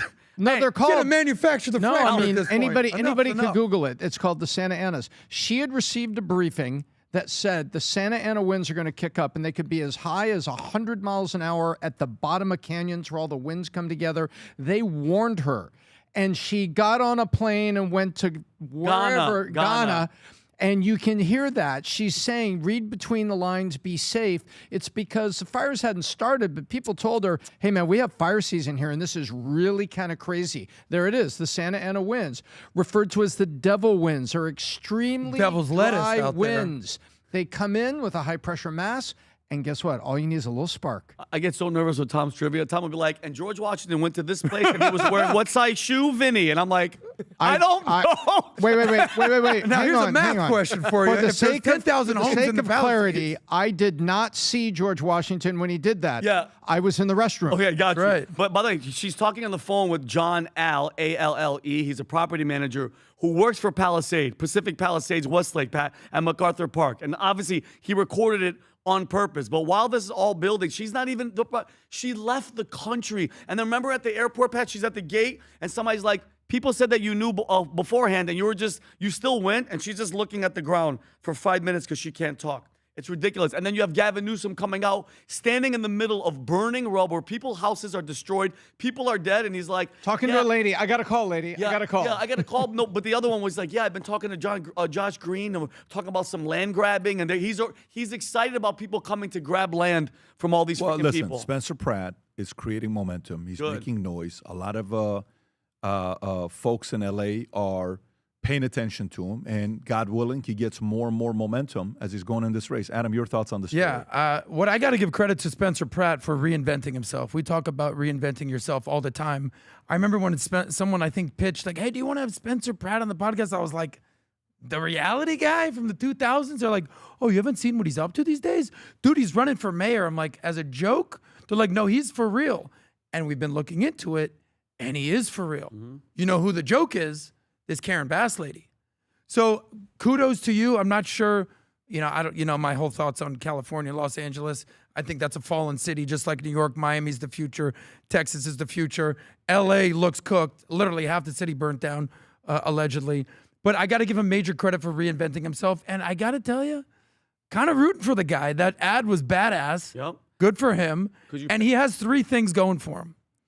He has the personality. He knows what he is. He knows how to work a camera, right? He has policies, it seems. because all you have to do is just be anti-Marxist, anti-woke, anti-LGBTQ, ABDBC, and just be normal. And he has the biggest decider. You know what he has? Purpose. His house burnt down, and he's living in a van down by the river. Down by the Palisade. There it is. And we all know those Santa Ana winds, Vinny. You know about that. No, and I can't help but rooting for the guy. So good luck to him. But I hope people I hope Californians are starting to see Angelinos don't keep falling for the Democrat whatever. This guy actually What was do you affected. mean don't feed? When's the last time you think there was a Republican mayor in L.A.? I don't. What year? I don't remember. Richard Riordan? 1849. The 49 are gold. No, I'm just kidding. Okay, but 2000. It's been 26 years. But here's my since a thing, though. Republican mayor in L.A. But Adam, here's your chance. Fact check that. Here's your chance. And I know with governor, it's probably not going to happen. But you keep voting for trash, you're going to get trash. Time to You're taking all the recycle money. that. Yeah. What are they This is your opportunity to freaking start bucking the system a little bit. Get somebody in there that actually gives a damn. They actually give a damn about what the hell's going on. Is he still married to the Heidi girl? By the way, there was a story going viral that Jeannie Buss gave $10 million. I'm trying to find this $10 million because it was in our text community as well. I don't think it's $10 million. I think she gave max, the max you can. She donated and $1,800, which is a max. $1,800, $10 million. Big difference. But where did that $10 million thing come from? It's Because probably because she sold the business for $10 billion because the Lakers sold for $10 billion. So I don't know how. So she what that did not $10 give million. him that money. No, it was on a community tax. So Gotcha. to correct it, it's Okay. $1,800. Jeannie Thank you Buss for correcting. gave to it. Let's continue. But watch this with LA. This leads to two stories I want to do with California, LA, because we love that place so much. Mm-hmm. Here's one of them. Leaving California makes homeownership 48% more likely. What? So you live in California, you don't own a home. If you leave California, you increase the likelihood of you being a homeowner by 48%? Yes. Rob, go ahead. Morning, a new study finds that Californians who leave the state are 48% more likely to own a home within 7 years compared to those who stay. This is according to research from the UC Policy Lab. You know what a UC Policy Lab is? UC Berkeley. Very liberal. Yeah. To be able to buy a home, they want to be able to raise their kids in something more than an apartment. The study says lawmakers should focus on affordability and restoring California's appeal to current residents and potential newcomers. Yeah, renters relocating out of California saw rent lower by 30%, which is $631 a month in their new neighborhood. How homeowners also find more affordable pricing for the median home, which costs $396,000 or 48% less than median where they lived in LA. The dynamic helps homeownership more common in their new neighborhood, with 60% owning their homes versus 53% in the California neighborhoods they departed. So, Tom, how do you react to this story? Why is this such a big deal? I think it's a big deal because, Adam's been out to California. He's got friends in California, so he's got some visibility there. But we've all lived there. All the rest of us have lived there. And what is going on here is it's insane. Even UC Berkeley runs a study. And what was funny about the study, there was a comment that was in the study, is making California more appealing to current residents, I think was the statement that was there. Yeah. So wait a minute. Those of you thinking about leaving, please don't leave. Let's make it more appealing for you to stay. Yeah, exactly. Don't bail. Don't bail. And what we're seeing here is the truth of bad policy that's destroyed the economy, bad policy that's led to ridiculous homeowners insurance costs, bad policies that have led to shortages of insurance carriers so that you can't even get insurance coverage. You have to get like this crippled coverage, called the FAIR plan. And the bad policies that have led to, companies leaving. Then voters running amok, being driven by unions, and Gavin Newsom, who's now running from responsibility because he allegedly was right there with SEIU unions on this, the billionaire tax, even though now he's trying to move back on it because it looks bad, muddy, and there's going to get muddy on his white shirt while he's on camera trying to run for president. That's not going to work. And so what I see, Pat, this is just the outcome. You put all of the bad decisions and the lack of leadership into a bowl, you mix it, you put it in the oven, and this is the cake it bakes. People that are leaving, and how bad is it? You're actually more likely to be able to get a home for your family, a permanent residence, 48% more likely after you leave? Adam. That's how bad it is. Yeah, well, one thing we know about real estate, location, location, location, and everybody wants to live in the greatest cities in the world, New York, LA, except those are no longer the greatest cities anymore. That's why people are coming to Miami. I think when it comes to housing, you're supposed to spend up to 30% of your gross income on housing, on rent, on your mortgage. I want to say Angelenos, Californians specifically, are spending upwards of 100% of their total take-home pay on rent, meaning like they're working just to pay rent. How they eating? Exactly. That's why there's a homeless problem is so pervasive in LA. So location, location, location. A lot of people are looking at how much it costs to pay rent in LA, and they're going, yeah, instead of living in LA, I'm going to go to a different Las, and I'm going to go to Las Vegas. And that's why so many people are moving to Nevada. Pat, there was a second story you want to talk about with Nevada, I believe, right? Which one is that? This was the Californians are fleeing to Nevada for affordability. There's that word again. Yeah. Forget Texas, forget Florida. The real winner of California's greatest exodus is the state right next door. Californians are quietly moving to Nevada, the top destination, fed up with sky-high costs, pulling in more former residents per capita than any other state over the past decade. Okay? For every 10,000 Nevada residents, roughly 81 more Californians arrived and departed each year from 2016 to 2025. The math is especially brutal for Sacramento and clarifying for everyone else. Yeah, I mean, look, a lot of friends that I have are moving from California to Nevada. It's right there down the street, 3.5 hour drive. You don't have to, you can still come and visit your family. Some who make the full move, they'll go to Texas, and then a few who make the full move, they'll move to, Florida. But the folks who are living in San Francisco, is this San Francisco, Ron? Yes, sir. By the way, before you watch it, I just want to give you a warning. It's uncomfortable watching this. But we have this in many cities in America. It's not, I'm not just highlighting this, but this is what San Francisco looks like right now. Go ahead, Rob. Jeez. And by the way, they're not playing a game like Stop. No. You know that game? That's called Trank. Are they on that Trank? They're on drugs. Yeah, of course. So imagine your kids are walking down and you're just kind of going through and this is what you're seeing. Yeah, it's horrible. Like, what kind of drug makes you, like his pants? That guy's pants are off. Bro. It's more than just You're pants. zombies. You're a zombie. Yeah, you can pause it right now. It's disturbing to watch. Very California. sad. And FYI, while this is going on, you know what the LAPD chief just said? The LAPD, what's about to come up? The World Cup. The LAPD chief just dropped this following message. You think people want to hear this? Terrifying truth bomb about LA Olympic security. Let's hear it. Oh, man. Now, LA Olympic security or World Cup. I mean, is there going to be a game in LA? By the way, I'm curious if there's going to be any World Cup games. Go ahead and play the video, Rob. Go for it. Requested funding to purchase vehicles, technology, and specialized equipment to be able to do the Olympics. In addition, the $1 billion budget is for all agencies involved in the Olympics, not just the LAPD, and will be restricted primarily to police officer overtime. LA 28 confirmed that they have zero police or public safety budget, and while they do have a security budget, it doesn't cover law enforcement. Okay, so the chief is getting up there before the World Cup, which, by the way, 8 matches of the 2026 World Cup in the next few weeks, we're only a few weeks away, will be held at SoFi Stadium, okay? So imagine if you're like going through it, out of 104 total matches that are going to be happening in North America, of the 104, 8% are in LA, and LA only. And you're telling me this before World Cup, you don't think you're ready? Are you ready for World Cup?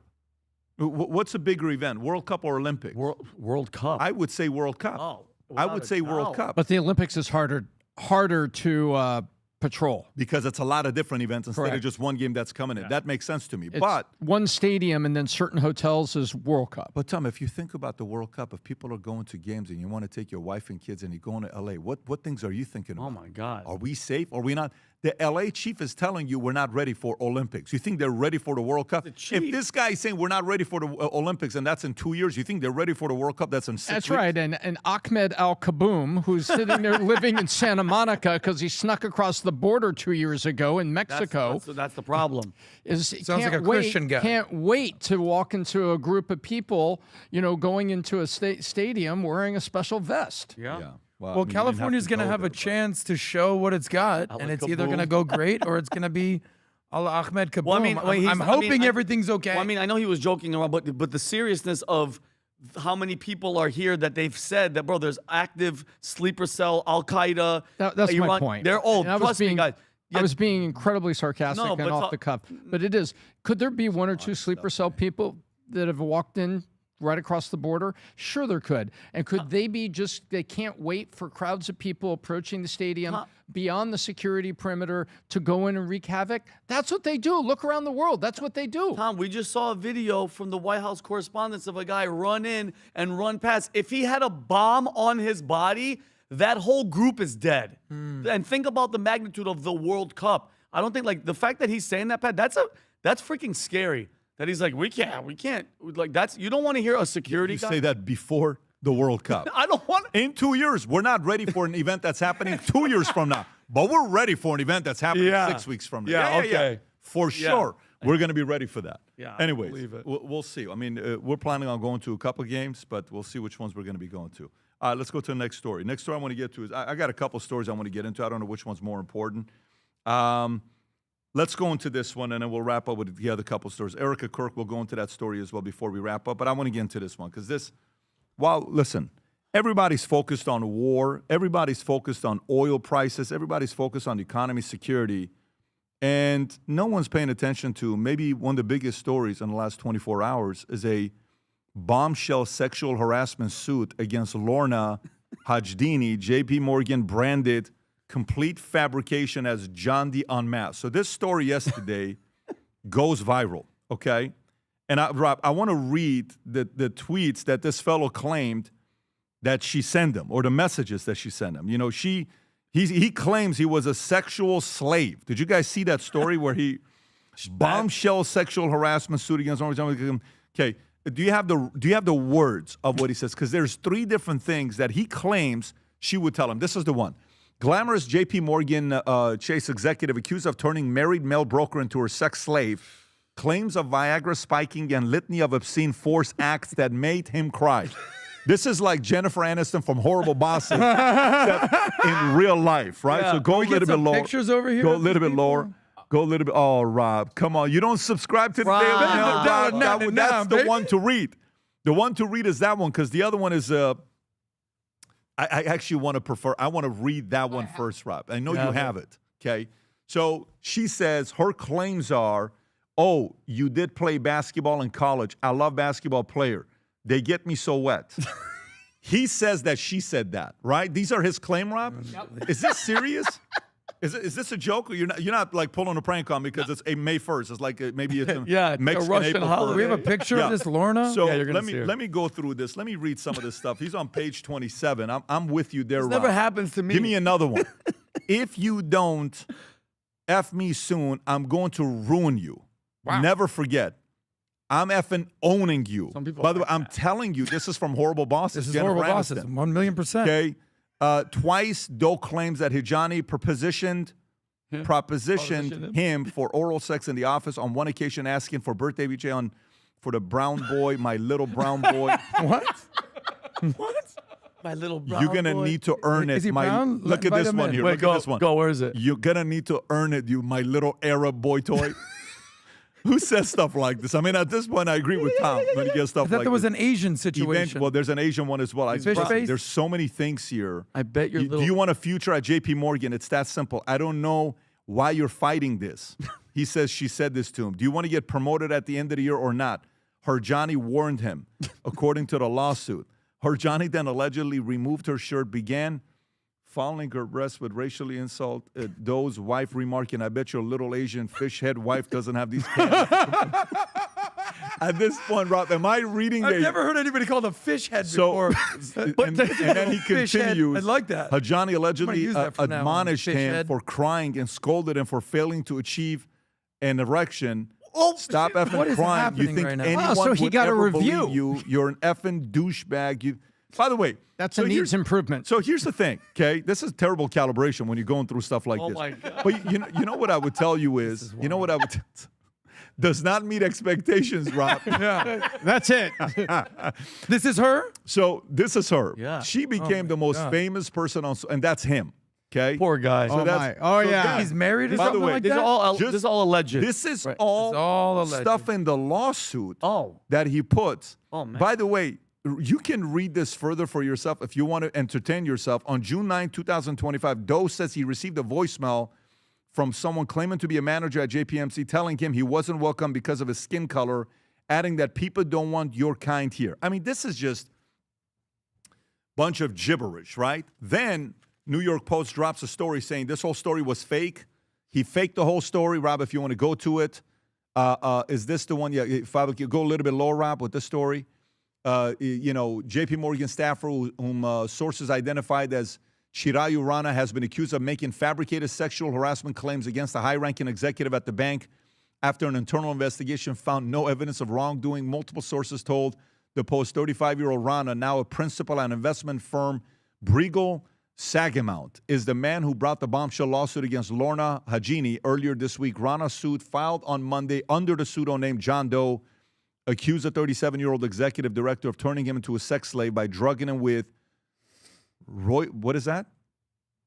Rohypnol and Viagra. Oh, roofie. That's the proper, that's the medical. Okay, roofies and Viagra and threatening to I don't know why they slash call it roofies. They should call it his floor. bonus if he does not comply. Okay, Tom, what do you think about the story here?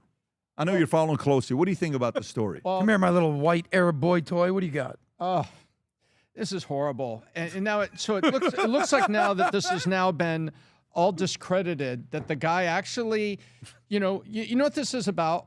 So I looked under AI for something, and I'll share something in a minute. But first of all, this is a apparently disgruntled worker that's trying to get money out of a corporation. I think it looks to me like that's what's happened here. And so he's filed this lawsuit with these outrageous claims, and the whole thing backfires because it goes public. People come out and say, that woman is not like that. Her coworkers, JPMorgan says, we conducted an investigation and we couldn't get this guy. I think that's what it said, Pat, that he refused to cooperate with the investigation by legal inside JPMorgan. And so he puts this out here. And so this morning, it looks like that all of the data in the court case was made public because it ended up being a public filing and the media was free to report on it. And so now this guy looks terrible. It's just, and if he does, as the articles are alleging, this is disgusting. Tried to destroy this woman's career and just try to get money out of it or make a lawsuit and get through it. Oh, And you're it's just- defending him? No, I'm not defending him. I'm saying it's disgusting what he did. If the reports this morning, Adam, are that... Oh, you're defending her? Yeah. Well, if he's lying... I'm not defending anybody right now. I'm looking at it and saying it's disgusting if what he did, the Adam allegations... wants you to take a position. Take a position, Tom. The allegation, Which one? Backwards. Well, I'll tell you this, and I also looked on... little white and by the boy, way, Tom. what did she call her... what did she call them? Cannons. Cannons. I looked up on What is AI, that, Tom? and I said, do women usually refer to them as cannons? They said no. You will hear words like airbags, Twin Peaks, Hooters, jugs, rack, melons, knockers, and Unbelievable. tatas, All right, Tom, but you don't stop, hear stop, cannons. stop. Yes. Well, we're at war with Iran, Boy, Tom. thank So- God we have AI, Right. right? Yeah. But I think it's disgusting. If he look at what he's done to her, if it turns out that she had nothing to do By the with way, this, she's going to this is sue the hell out of him. Oh my gosh! Can you imagine what her DMs look like right now? Hey, are you I hiring? just DM'd her just And by now. the way, Can you did you imagine see what her X DMs look yesterday? like There right wasn't even comments about her on X yesterday. You saw like 20 guys in suits running across the street in New York, and it says JPMorgan's hiring. It was you're like, oh brother. How is Jamie Dimon using this? How is Jamie Dimon? There was a using this? meme with Jamie Dimon where he's making this horrible face, and there's a guy in his ear said, "Sir, this is what just happened." There's a picture of Jamie Dimon, like there he is, like completely pissed. Sir, job applications at JPMorgan changed up 686,000%. And he's like, Wow. "What?" So this woman is sexually harassing her underling, her coworker. Allegedly, She's she using- allegedly. Or The allegedly. suit alleges is the Okay, right word. so here. she's allegedly sexually harassing. She's allegedly racist, allegedly abusive, sexual advances. It's disgusting. But By the way, do just we have her as phone of number right by any now, chance? I want to do a little The follow-up case here. is in flux. The filing was pulled, but Rana's lawyer has said they plan to refile properly and stand by the claims, looking forward to discovery. And that's what the latest. By the way, that's all he can say. That's all his lawyer can say. He's got to save face, even if he's not going to do it. And by the way, look at this on Twitter and say, you know what Disney character he looks like? Say it, Tom. There's Who is one it? of them. I know. Yeah. I'm not going to say it. It's a guy from Toy Story. Oh, Which Woody? guy? Woody? He's like if Woody and Aladdin had Woody. a baby. And what a good play on words, Tom. Ladies Woody. and gentlemen. Okay. Pat, what do you think is going on here? I mean, It's Woody. Stories don't You come out all can't the make time. this up. Oh my God. I mean, listen. There's a lot of people. Yeah. The part that's confusing about this is, if you do something like that, what happens for the rest of your career? She's Who the done. hell is, no, forget her. Her image. She is like, to me, honestly, if I'm her, I'm like, dude, it sucks, but guess what? There's nothing that happened that made her look bad. What Nothing. means- No. As a female, she's I kinda understand like, that. She just got, look, Jennifer it helps. Aniston in Horrible It helps Bosses. that she's attractive. Oh, 100%. It helps that she's attractive. It helps that she's now people know she's a winner in New York. She's winning. She's doing her stuff.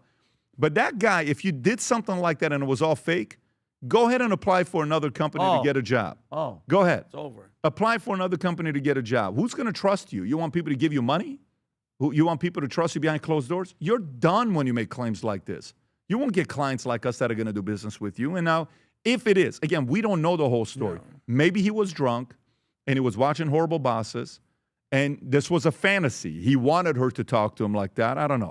It's a crazy story. It's a very good story for media, though. Oh, for sure. So we have to cover it. We have to You cover should never story drunk I know dial, this and is all especially never allegedly, drunk sue. But are you saying that there's a chance that he's just making this all up in order to do what? I'm 80%. To get a lawsuit? Oh, really? He wants to get back at the. Are you kidding me? Like, there's so many companies that are walking on eggshells, frightened. They'll just cut a check to make a story go away. Ooh.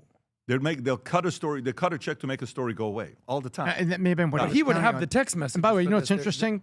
Right? I saw a news report this morning, reputable source, that went through the bio. Allegedly, they're saying that this is the properly researched bio of his background.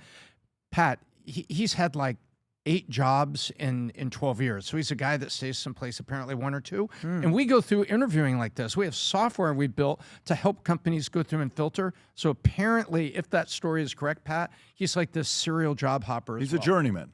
He's a journeyman. He's a journeyman. The NBA He's going journeyman. from- I feel from horrible team to for team his to team. Asian fish head wife. I'll I take a don't 2 know year. Yeah, I'll take a what 2 year happened deal with on the her. league's mid cap exemption. By the way, if this becomes a lie, imagine what his wife feels like. Why would you say that? Why would you put that fake line in there about me? Can you imagine? Like it's like you could have said anything. He goes, why are you taking shots to me? What did I do fish to you? face This in whole your story is lawsuit. What did I? ridiculous You that really I'm think that about somewhat me, obsessed babe? with it. That's our The- private sweetie word. By the way, Dom, that is the worst, honey. She really did this. Show me the text. She said that, and I was so upset because I don't love her. It's just a very, I don't know. Look, it is what it is. I think the best part of the story is the fact that, you talk about Toy Story, the relevance there and Horrible Bosses. We'll see what happens. Let me get Careful out there at work, ladies and gentlemen. Let me get to the next story. Next story I want to get into is, so we have that one with Plano. Let me see what I haven't covered. Rob, what story have I not gone into before we wrap up? Boom, boom, boom, boom, boom. Oh, let's do this one, Tom. Oil prices, okay? AAA national average of gas prices soars as Iran's war remains unsettled. Oil briefly hit $126. And that number, we haven't hit a number like that in 4 years. When you hit a 126, you're going to be around $5 a gallon if it stays like that for too long. Slightly higher than that, you need to get to $5. But go ahead, Rob, play this clip. The pain at the pump hitting harder. Americans now paying the highest price for gas in 4 years. Having to choose between gas and food, and that's a very hard decision. The national average is now $4.35 a gallon for regular, up 31 cents from last week and up $1.18 from a year ago, according to Gas Buddy. Having to just go around and see what's the best and what's cheapest it's just another thing that we have to deal with. Prices jumping the last few days as oil prices surged. The Strait of Hormuz closed and the White House in active conversations with lawmakers about congressional authorization for the war. We'll continue to see oil go up and up and up until somebody blinks, whether it's the U.S. or Iran. I mean, the Strait of Hormuz continues Can pause it right there. To essentially... an expert comes out and talks about how $200 oil and 2 other scenarios could tip the world into recession, says this global bank. $200 recession, according to the latest quarterly outlook from banking giant BNP Paribas. The broader view expressed by the bank on Wednesday is that the world economy has been dented but not derailed by the war in Iran, though it does see lower GDP growth rates, higher inflation, more hawkish central banks than it did the beginning of the year. The prospect of oil reaching $200 doesn't seem far-fetched, given the front-month Brent oil contract was trading at around $114 a barrel on Wednesday, up 88% this year. But even in this case, where oil prices doesn't reach that high, the French bank expects a first-half average of $100. The global economy is dangerously close to how BNP defines a recession. BNP is forecasting 3% GDP growth, defines a recession at anything that's less than 2.5% worldwide.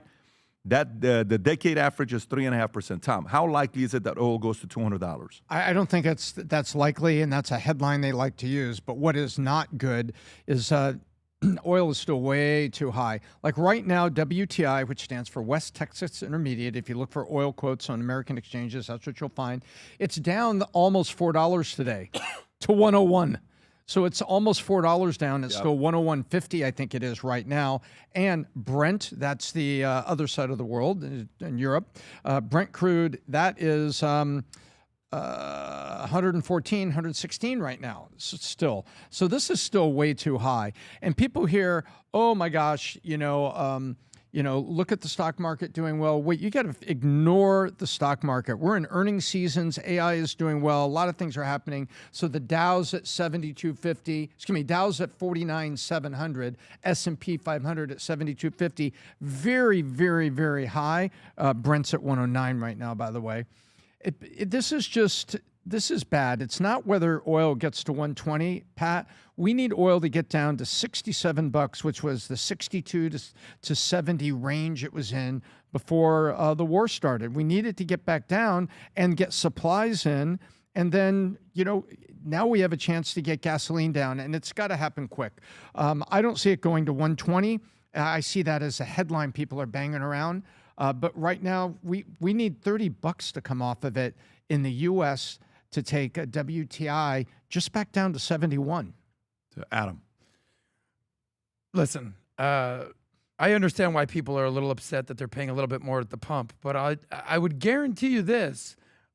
People would be a lot more upset if a nuclear weapon went off in America, because what Trump is doing is saying the whole short-term paying for the long-term gain.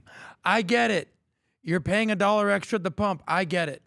But where was this outrage, this selective outrage, when in 2022 you were paying $5 at the pump because Biden basically shut down the Keystone Pipeline and wasn't drill, baby, drill? Where was the outrage there, everybody? So yes, I want people to save that money and not have to pay more at the pump. But if your life is to the point where you're literally can't eat because you're paying a couple extra bucks a week, you got bigger issues that you got to solve in your financial life and your overall life. And I'm not dismissing that and downplaying that. I feel for people that are living paycheck to paycheck.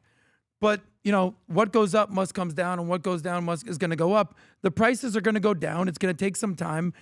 Pat, you've quoted potentially by June, potentially, when the World Cup and everything comes here. At the end of the day, Trump is doing what nobody else had the balls or the courage to do. 9 U.S. presidents have all criticized and condemned Iran. Trump was the first one who said, you know what? Make my day, homie, Harry, Dirty Harry. So I predicted this thing's going to go down by summer. We understand that summer, people are driving, the economy's moving. I'll ask you one question. I'll leave it like this. Who's in a worse position now? United States, that some people are paying $1 more at the pump, or Iran, where their entire economy is crumbling. People are fighting for survival. Their Ayatollah is dead. All their leadership is dead. Their economy, their unemployment, their misery index, their inflation, all plummeting. And yet there's a large faction on the far left and the far right who claim that America's losing because they're paying $1 at the pump. I'm not buying it. That's a macro analysis, but you have to remember gasoline's up $2, Adam. And I appreciate the macro analysis, but in the pocketbook of the average American worker is gas, it's $2 more. Heating oil was up in... Why do you say $2 more? It was $3 a couple months ago. No. It's $4. It's $2 above the national average before the war started. right? It's $2 up on that. But where was it before the war started? $3, right? No. The national average was down like $2.89 because you have to remember the taxes in various states. Yeah, and so that, and then electricity cost is up. So let me ask you this: Are you saying that you don't agree with Trump doing this? No, hang on. I'm just saying I'm asking you a question. We can't lose in the macro analysis is to have a heart for the citizens who are out there that we want to see this stuff cleaned up by the mid-June. So they Adam, have a you chance to get really have a electricity and way gas of down. winning people over. It's like such a thing that you do that's, To me, it's pretty there's black and two white. things. No, it's not. But so Are you saying that you don't condone what Trump did here? Both things are happening. Okay, one, families who are dollar and gas prices increasing impacts their discretionary income are going through a painful time right now. They're feeling it. Sure. Two, I also understand why this is taking place, and I'm hoping it ends quickly. Okay, I'm hoping it ends quickly. I would support it if it's a quick thing happen and not something that takes a long time. And I'm optimistic that everything. Trust me, yesterday, if you were in the room, I wish that conversation would have been recorded. What I'm more interested in is, Vinny, yesterday you were on a major Zoom with a bunch of global oil strategists and energy economists and petroleum market analysts with the leaders of OPEC that you were talking to. I don't want to disclose their names. What is your analysis? What do you think is going to happen? I think that the injection of, injection fracture. Are we back to JPMorgan? Yeah, you know what I'm talking about, like with the I got it. That makes sense. I totally get it. Like with all the infrastructure and all the constituents that are going to be affected by this global influx of crude and natural gas. Pat, I think heating oil and gold. I'm just reading whatever. I haven't heard anybody give a better analysis than Vinny. Maybe the greatest analysis ever. Okay, let's wrap it up here. Bye. So, bye. So we all know what happened at the White House Correspondents' Dinner. There was a clip of Erika Kirk running out saying, "I just want to go home," and that created a lot of people talking about it. And then Erika Kirk, in the last few weeks, Drewski did that one thing with her. You got a lot of comments that are being made about her, and then she reacted to it. Rob, I can't do 4 minutes and 12 seconds. It's right off the beginning. Oh, okay. So, and she came up and she said a few words of why she went to the White House Correspondents' Dinner, and the market reacted. So go ahead, Rob, play the clip. We may have big problems with illegal immigration in this country. I have to tell you, we have an even bigger problem when it comes to the systemic indoctrination and radicalization of our own citizens. This is what got my husband killed. This is what has led to 3 legitimate attempts on President Trump's life. And I can speak firsthand to that unbearable toll that this must take on our First Lady. There has never been a president who has faced this many assassination attempts in Americans' entire history. And after each one, the reaction from the far left has been, at best, a shrug, and in some cases, a sick disappointment that the shooter was unsuccessful. We are all human beings. And if you can just pause. I don't think, Rob, this is the one that went viral. It was a short 20-second clip of what she said. This one is right this here. the one? Go ahead. Yep. Play this clip. Go ahead, Rob. Every morning I wake up to a new headline lying about me. I have comedians dressing up in whiteface. I have people saying I'm not fit to be CEO, and I have Candace Owens claiming I murdered my husband. And the list goes on and on and on. Okay, Vinny, your thoughts.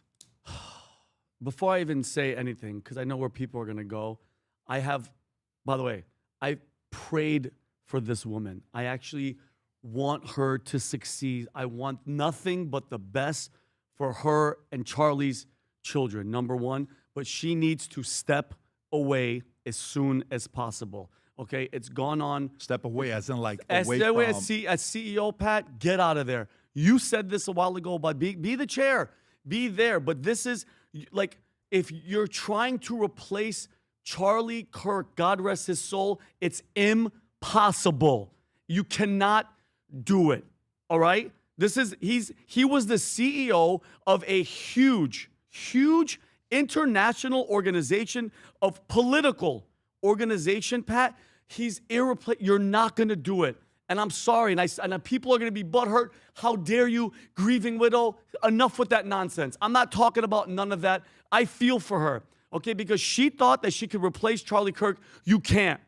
Andrew Colvin, whoever that guy is, they're sitting there doing the Charlie Kirk podcast without Charlie Kirk.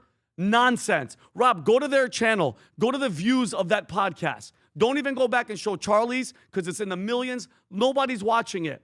Nobody's watching it. So whoever was behind it and all the people that were behind Charlie Kirk, it's working because TPUSA, Pat, they're feeling it, okay? And I'm sorry, you show up to the White House Correspondents' Dinner, okay?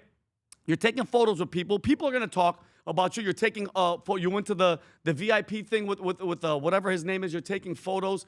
And then there's a shooting in a place where you know that the biggest targets are there. The president has already been, the assassination attempt has already been happened twice. All the major players are there. You're there. There's a shooting and you're crying saying, I want to go home. You should be home. You haven't been home. You have 2 children at home. You're about to go on a tour and everything. I'm sorry, Pat. That's a man's job to be the CEO of Turning Point USA, Adam. I don't care what anybody says. That's a man's job. I'm not bashing anything about women, but this is a political, huge organization, all right, with the biggest movement for Republicans, and he helped the president become the president. And I'm sorry, if you can't take the heat, that's what CEOs do. I'm sorry. You went there to confront your critics. Your critics aren't there, Erika. They're not there. Fox is there. CNN is there. Those are cool people there. They're not bashing you. You think Candace and all these people are going to show up there? And I'm sorry. And again, I pray for her. You know I do. I genuinely loved Charlie. And I pray for her family. You don't have it. This isn't it. This isn't your bag. Step back. Let somebody else take it. Let somebody else take it. And I say this with pain in my heart. The people behind assassinating Charlie, this is what they wanted, Pat. The movement's weakened. Nobody's watching. You know what I mean? You're replacing it because you want to be in front of the camera. You want to take it and then complain about it. I'm sorry. I'm sorry. This is what comes when you want to be the CEO of Turning Point USA, because everybody's coming after you. And when you're in front of the camera, they're all going to talk. We all know that. I guarantee the comments are, half of them are talking crap and half of them are saying Vinny is right. And that's what comes with the territory, because I'm sitting in front of a camera, in front of a mic, Pat. She just be the chair. Sit back. When you go on stage, Pat, fireworks, Erika Kirk, CEO, chair. This isn't the WWE. You have children. Go take care of them. Go be with them. Let somebody take the reign. Adam. That's how I feel. I'll just read the Bible quote. You shall not afflict any widow or orphan child. If you afflict them in any way, and they cry to me, I will surely hear their cry, and my anger shall burn hot, and I will kill you with the sword, and your wives shall be widows, and your children orphans. That's from Exodus in the Bible. Whether you believe in God or not, the Bible is very explicit on how to treat a widow. I'm talking about a widow right now. I'll talk about the CEO in a second. I think what people have done to Erika Kirk is just shameful and disgusting, how they're treating this person as a widow. I'll get to the CEO portion in a second. People have to take a long look in the mirror. I'm talking to the people that were dancing on Charlie's grave. I'm talking about the people that are accusing Erika Kirk of killing her husband, as if this benefits her at all, as if she wants to be a widow. I don't want to go too far down that path. To me, it's just disgusting. Conversely, if she's in the limelight and she's in the CEO and you're claiming that a woman can't be a CEO or whatever. I didn't say that. Don't put a lot of people are. Not for Turning Point USA. Okay, well, then you are. Sorry. Then you are. I'm not. You just blanketed me saying women can't be CEO. Okay. I said she can't be the CEO of a political organization. Why not? The CEO was murdered. Why not? Because that's what comes with it. Okay. This is the territory that you're in. You might get shot. Okay. You think she can handle that with her 2 kids? Are you delusional? She can't handle it. I'm the one defending the widow right now, and you're criticizing her. And you're Adam, asking you if I'm took a delusional. biblical thing and tried to put it in a You place. who read the Bible every day should read that quote again. But you're taking that. You who read the Bible every day should read that quote. I want to hear your final thought. Keep going. But my point is this. If you're criticizing a widow, look in the mirror. I'm not saying to you, Vinny. I know. I'm saying to the rest of the world. If you want to criticize her as a CEO and saying that this isn't her rightful job, cool, that's cool. But isolate the two. Now for the third point, the whole point that she's crocodile tears, performative. She doesn't really care that her husband was murdered in cold blood. Where are we as a society that we feel like we can just jump down people's throat and criticize every word? And I get it. I got into I don't want to say a debate, a full-fledged conversation with my girlfriend. She goes, something's not right about her. I don't know, the crying, the rings, the outfits. I go, so what are you saying? She's like, well, I don't know. I get a weird feeling about her. I go, well, do you think she killed her husband? She goes, no, that's insane. I go, thank you. Because people are conflating her crying and fireworks and her being CEO with killing Charlie. I asked one question. What would Charlie think right now? That's my guiding light.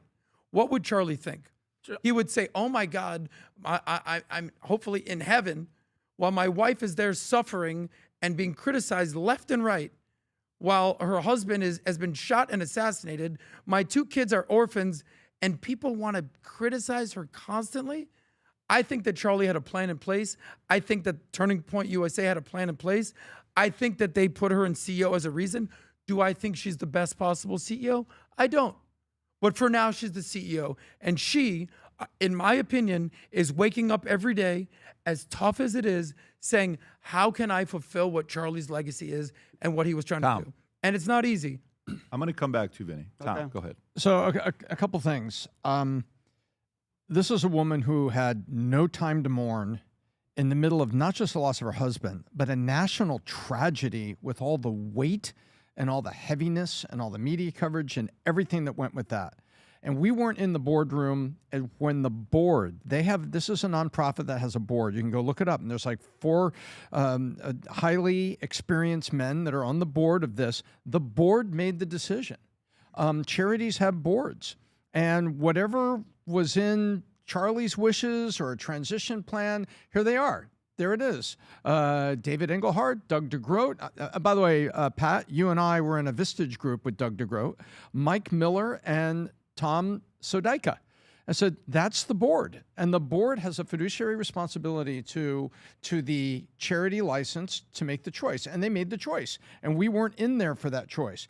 But what I've seen unfold is the result on Erika of all the stress and everything that goes with it. How can this be easy? This can't be easy. And it concerns me seeing the outcome of Turning Point USA seemingly lose momentum. And I think that is really sad, is what Charlie did, how he helped with elections and was moving the hearts of kids on Christian foundation to good conservative thinking. And to see Turning Point losing that bothers me. And lastly, to the verse, I'm going to moderate here real quick on the verse. You quoted the verse in Exodus. That is under the Mosaic law, and they were talking about the community's duty to take care of widows. Why? Women didn't work. And then didn't have economic capability to feed their children. And so they encouraged the community, take care of the widow and the fatherless in your community so we don't come into disrepute of saying that we don't care for God's kids. Under Mosaic law, take care. That's what that was all about. I see where you were going, but I don't see the application here. Yeah, okay. Because she works? What do you mean, because she works? He's saying that law was, or that Bible verse was, they didn't work. Women didn't work. So the difference is because she has a job now. You said we can dismiss how widows feel. No, I look at this in a very different way. Don't do I look that. at this in a very different way. Is there anything you want to tell Adam before I just go? want to say, because Adam, you're talking about the CEO situation.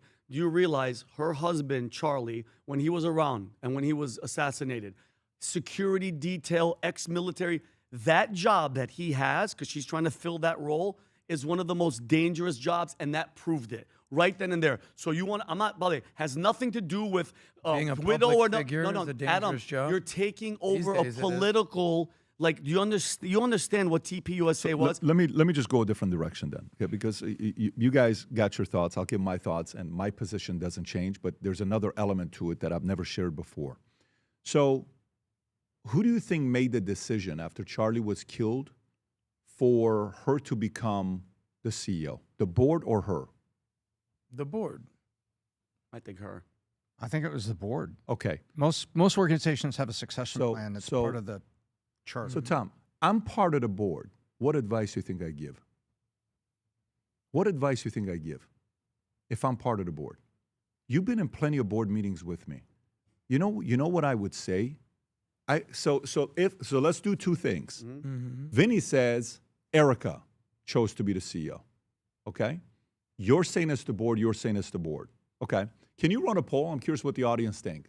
Because this is where I go with this. If it's the board messed up. Why did the board mess up? If you ask me a question like that, do you know what I'm going to say? I'm going to say, first of all, the conversation of you being CEO today is off the table if you ask me. Because you're going to get nonstop criticism. It needs to go to somebody else. Let's put somebody else that can take all the arrows that is coming in. Pick someone else. Who? I don't know. It can't be you. And I'm going to ask Erika, I'm going to say, what's the most important thing to you right now? To be a widow wife who lost one of the most important people in the political history ever, maybe the most important voice that we have today. Yep. Do you want to go mourn and have the time to yourself? 2, do you want to be a mother or do you want to be a CEO? Which of those 3 is the most important to you? That question, if she said mother or mourn, it's, guess what? I'm telling you, step away for 6 months. And just do your thing to get those 2 things right. We got it. We'll nominate somebody to be the CEO to take all the arrows. And it's your job. Guess what? All the heat, you're getting paid to take all the arrows because that's what comes with the property of being a CEO. Now, if she says, no, I want to be CEO, then you know what I say? Why? Why do you want to be CEO?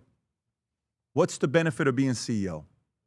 Why would you want to be CEO today? Because here's what happens. Like, the part that makes it like that scripture you read from Exodus, old school, Moses, is fair, but generally widows step away to mourn. Of course. Okay, so you have 2 kids. They step away to mourn. They step away to mourn to go do their own thing, okay? And it's not like TPUSA, she was a face of it. She was not. He was the face of it. That was his job, okay? So you want to automatically take this position? No. So I think that applies to what the context was back in the days. There's a lot, guys, there's a lot of weird conspiracy stuff about Erika that comes 24/7. It's nonstop. It's out of control. I've never been a fan of the jewelry. I've told you guys when I was there myself. I've never been a fan of the blink blink. I've never been a fan of this. I've said that very clearly. I'm not. It's overdoing it. I never saw her with a lot of makeup. Then I saw her with a lot of makeup. I never saw her with a lot of jewelry. Now I see her with a lot of jewelry. That criticism happens when you're on the, what do you call it, on the big stage with the camera. Yep. But to me, all of this starts off with when an event like that happens, the board has an immediate meeting. You got to ask the question, what's more important to you, being a mom, mourning as a widow, or being a CEO? And then imagine you're in the boardroom and the answer is, I want to be CEO. Tom, I would kind of be like, are you sure? Yeah. Exactly. Are you sure you want to be CEO? Yes. Fast decision. Yeah, and so I would have said, guys, I don't know if I can contribute, here because I don't think this is the right move. I think the right move is take a break, let the dust settle, get everything squared away, then go. Then go, because as much as people sympathize, we were at Casa D'Angelo's yesterday.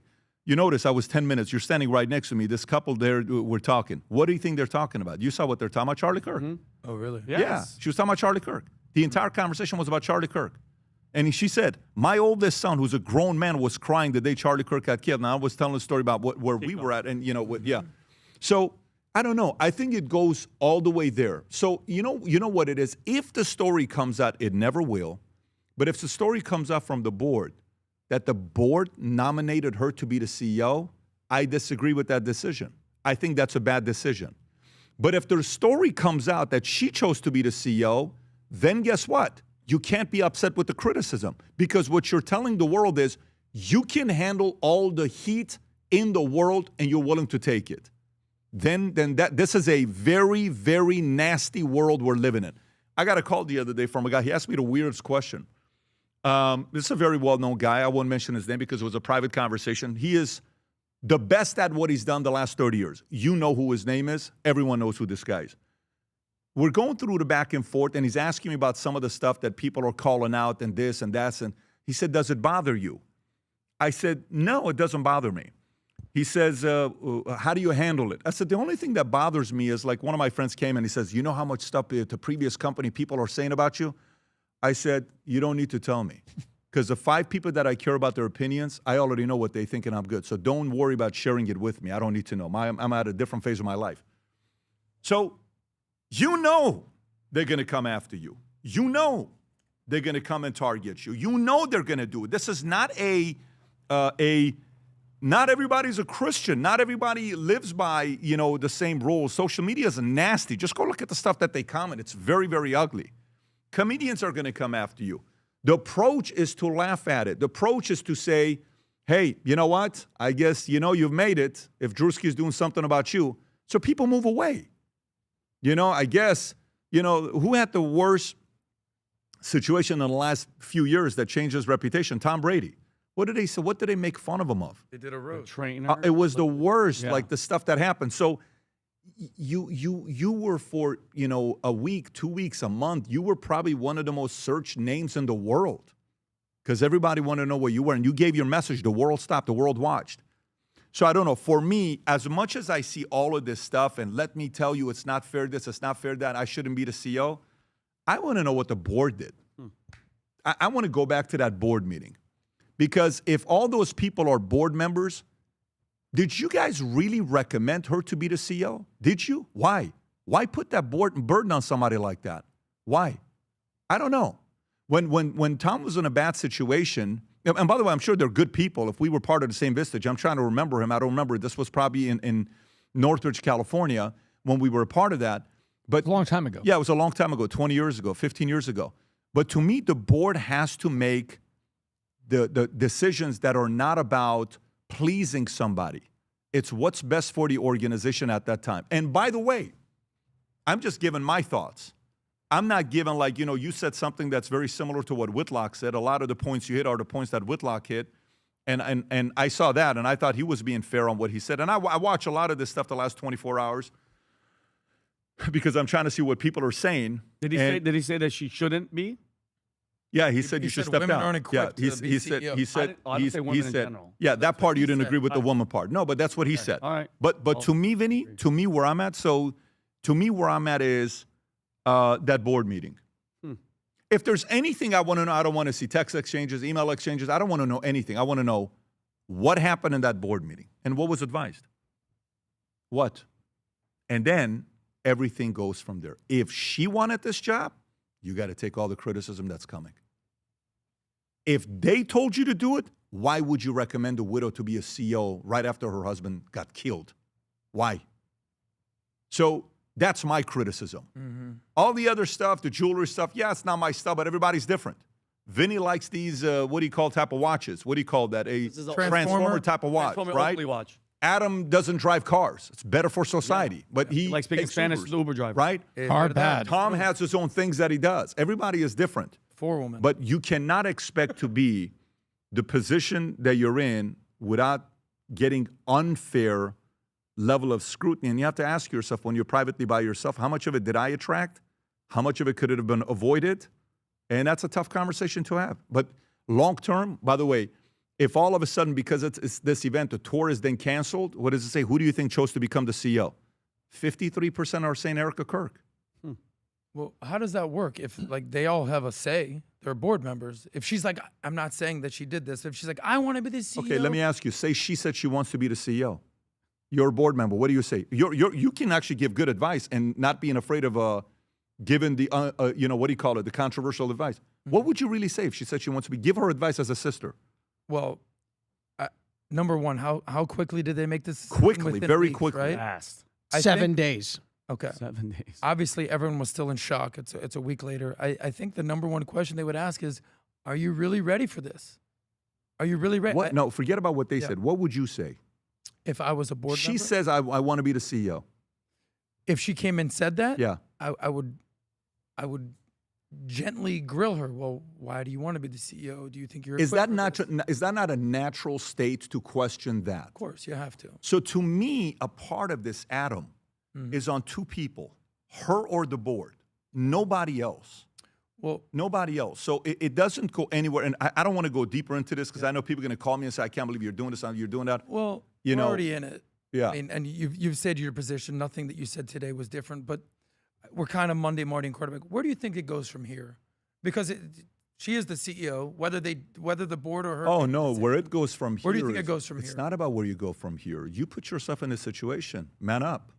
Nobody told you to be the CEO. Woman up. You know, you got to do it. Well, guess what? That's the criticism. Yeah. Well, don't the you think criticism whoever was the CEO, if not for her, whoever it would have been, knowing today's society and climate and commentators, if they would have picked Bill McGee, No, whatever, I disagree. they'd be like, he killed No, Charlie. I disagree. He killed Charlie. I disagree. Why? I disagree. They would have done that to anybody, in my opinion. And by the way, at a what scale? Same scale or less? If someone came out of the blue, No. or even one of the board members that nobody knows their You know name. who you choose as a CEO at this position? Do you know what type of a CEO you choose when something like this happens? Old and stable. You choose the most boring person that's trusted, and that person does it because it's an interim CEO. Yes, that's what they should Then have you done. come back 6-12 months later, after everything is gone, and running a poll, getting the audience involved, and let the audience say, we want Erika to be the CEO. Then she says, I'm willing to take the job. The sequencing was out of whack.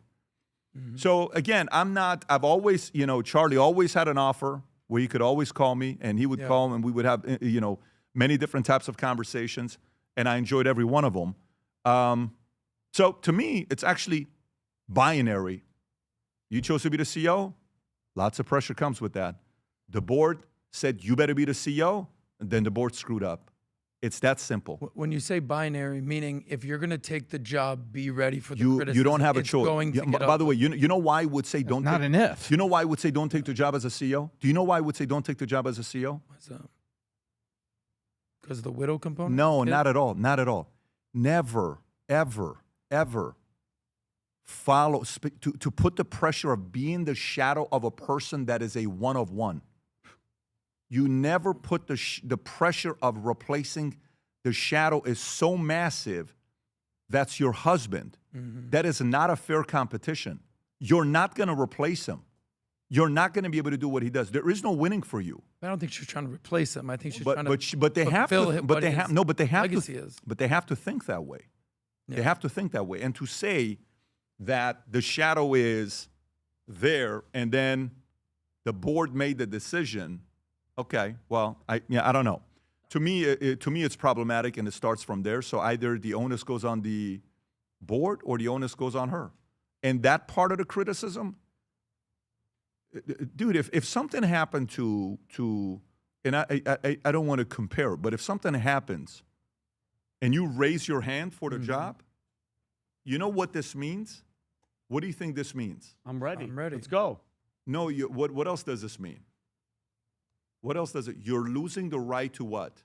To complain? Complain. About what? Anything. Criticism? Anything. The road ahead. Yeah. But I think this is me. From a business perspective, I'm with you. From a moral perspective, the lies out there, the accusations, doesn't come with the territory. Yes, it does. There's no Yes, other it does. CEO in Yes, it America does. But who's Adam- accused of killing the former CEO. It's going to come with the territory. And can I ask you Yeah, well, a question? that's a sad state of affairs in society. Adam gets when just evil. because you Guy became at the the CEO, top be ready had to be accused of murder. Adam. The guy at the top had 3 assassination attempts on him, accused of being a pedophile. You know, they were accusing him of having sex with his daughter. Yep, you remember that? What's bigger than that? I mean, do you realize, like, It's absurd. Well, but that's evil. part of the pressure. You chose to be the president. Yep.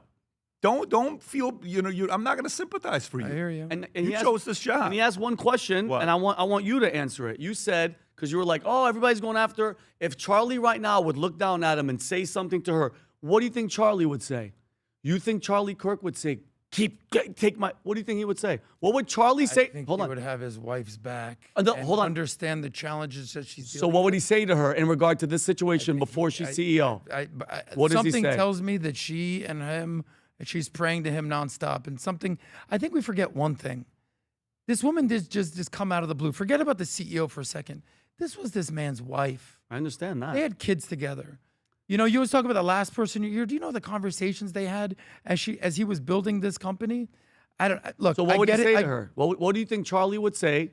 God rest his soul. He's gone, and he has a moment. You think? I'm curious. What does he tell her in that moment? To be the CEO and take over everything? Do you think he's basically would be saying you're doing a horrible job? No, I didn't say after. I'm saying in that moment, encouraging her and understanding. I think he would say, "Babe, challenges. go take care and raise our children. You're financially set for then life." Why didn't she pick that at the beginning then? Adam, and by the way, that's where the criticism. That's the criticism. And guess what? You know, this is not about. There's a reason why I don't touch this topic. Yeah. There's one reason why I don't like to touch this topic. Because of one guy. Charlie. That's it. I don't like to touch this stuff. It's a weird thing to have this conversation. And you I feel it in the room right now. It's weird. I speak here assuming Andrew, one of the guys, is going to watch it and say, now we know where they're at. And I'm very comfortable with my positions. I won't go to sleep losing sleep over the fact that I'm being unfair. Mm-hmm. I don't worry about that. What I'm saying to you is, if this is my daughter, if this is my sister, my advice would be not right now. That would be my advice. Not right now. Okay? And you know, all the other stuff when people say stuff from both sides, well, let me tell you, I think Charlie this, I think Charlie that. Those conversations are different conversations, but this is a very delicate situation. So I want to wrap up with this last story, and then we finish up. It is a Friday, so let's go with this story. And let's have some good news before we. I want to do this story here, and then we'll wrap up. Okay. And we'll go and finish it up here. So. That there is a story that I sent you? No, this is it. This is why 47, Vinny.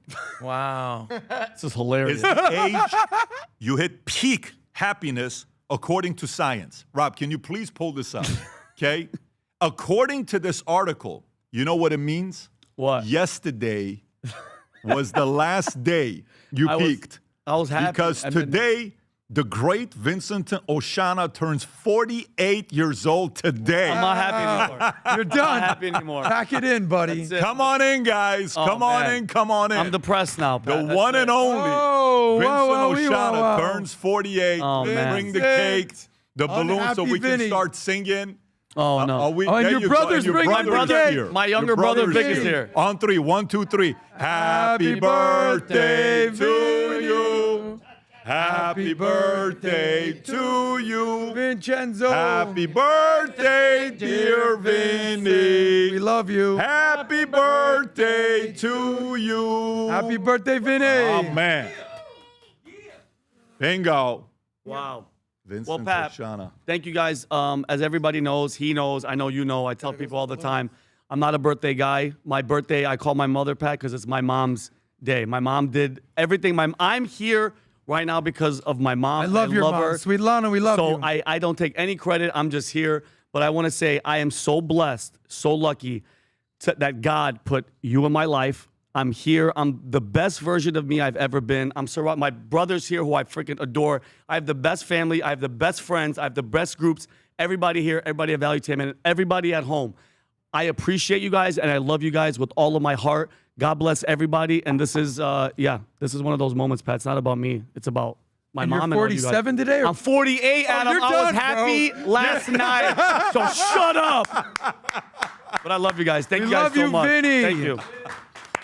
Well, I got to say one thing about Vinny, because 4 years ago this month, you joined Valuetainment. Ready for this? This is how special this month is, Pat? What's your point, Adam? May 10th is four years. May 31st, Kelly's birthday, is my 3 years sober. Bingo. I remember. That month. So happy you're here, brother. One of the most common Manek questions I get, are you and Vinny really fight? I can't believe we do.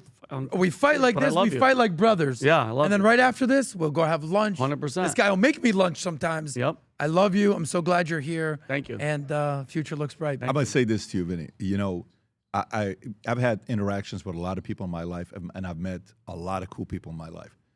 You are one of the coolest cats I've ever met in my entire life. Thank you. Genuineness, your heart, your character.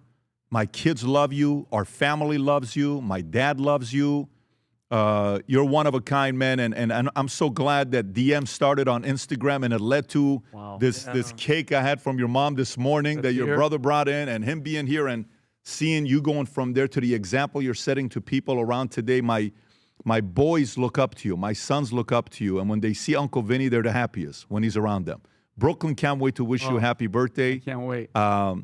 And when you shared the gift, he told us the gift that you gave this morning to him, that you messed him up before the podcast. That's a sick gift that you gave him. Me. 1973 That's great. watch that your mother gave to your father. Yep, and he had it restored. Fixed the watch, restored, and gave it to you this morning. Yeah. Yeah. Try to top that gift, Tom. Wow. Top that. I mean, I told Mateo real quick, take my gift out of here.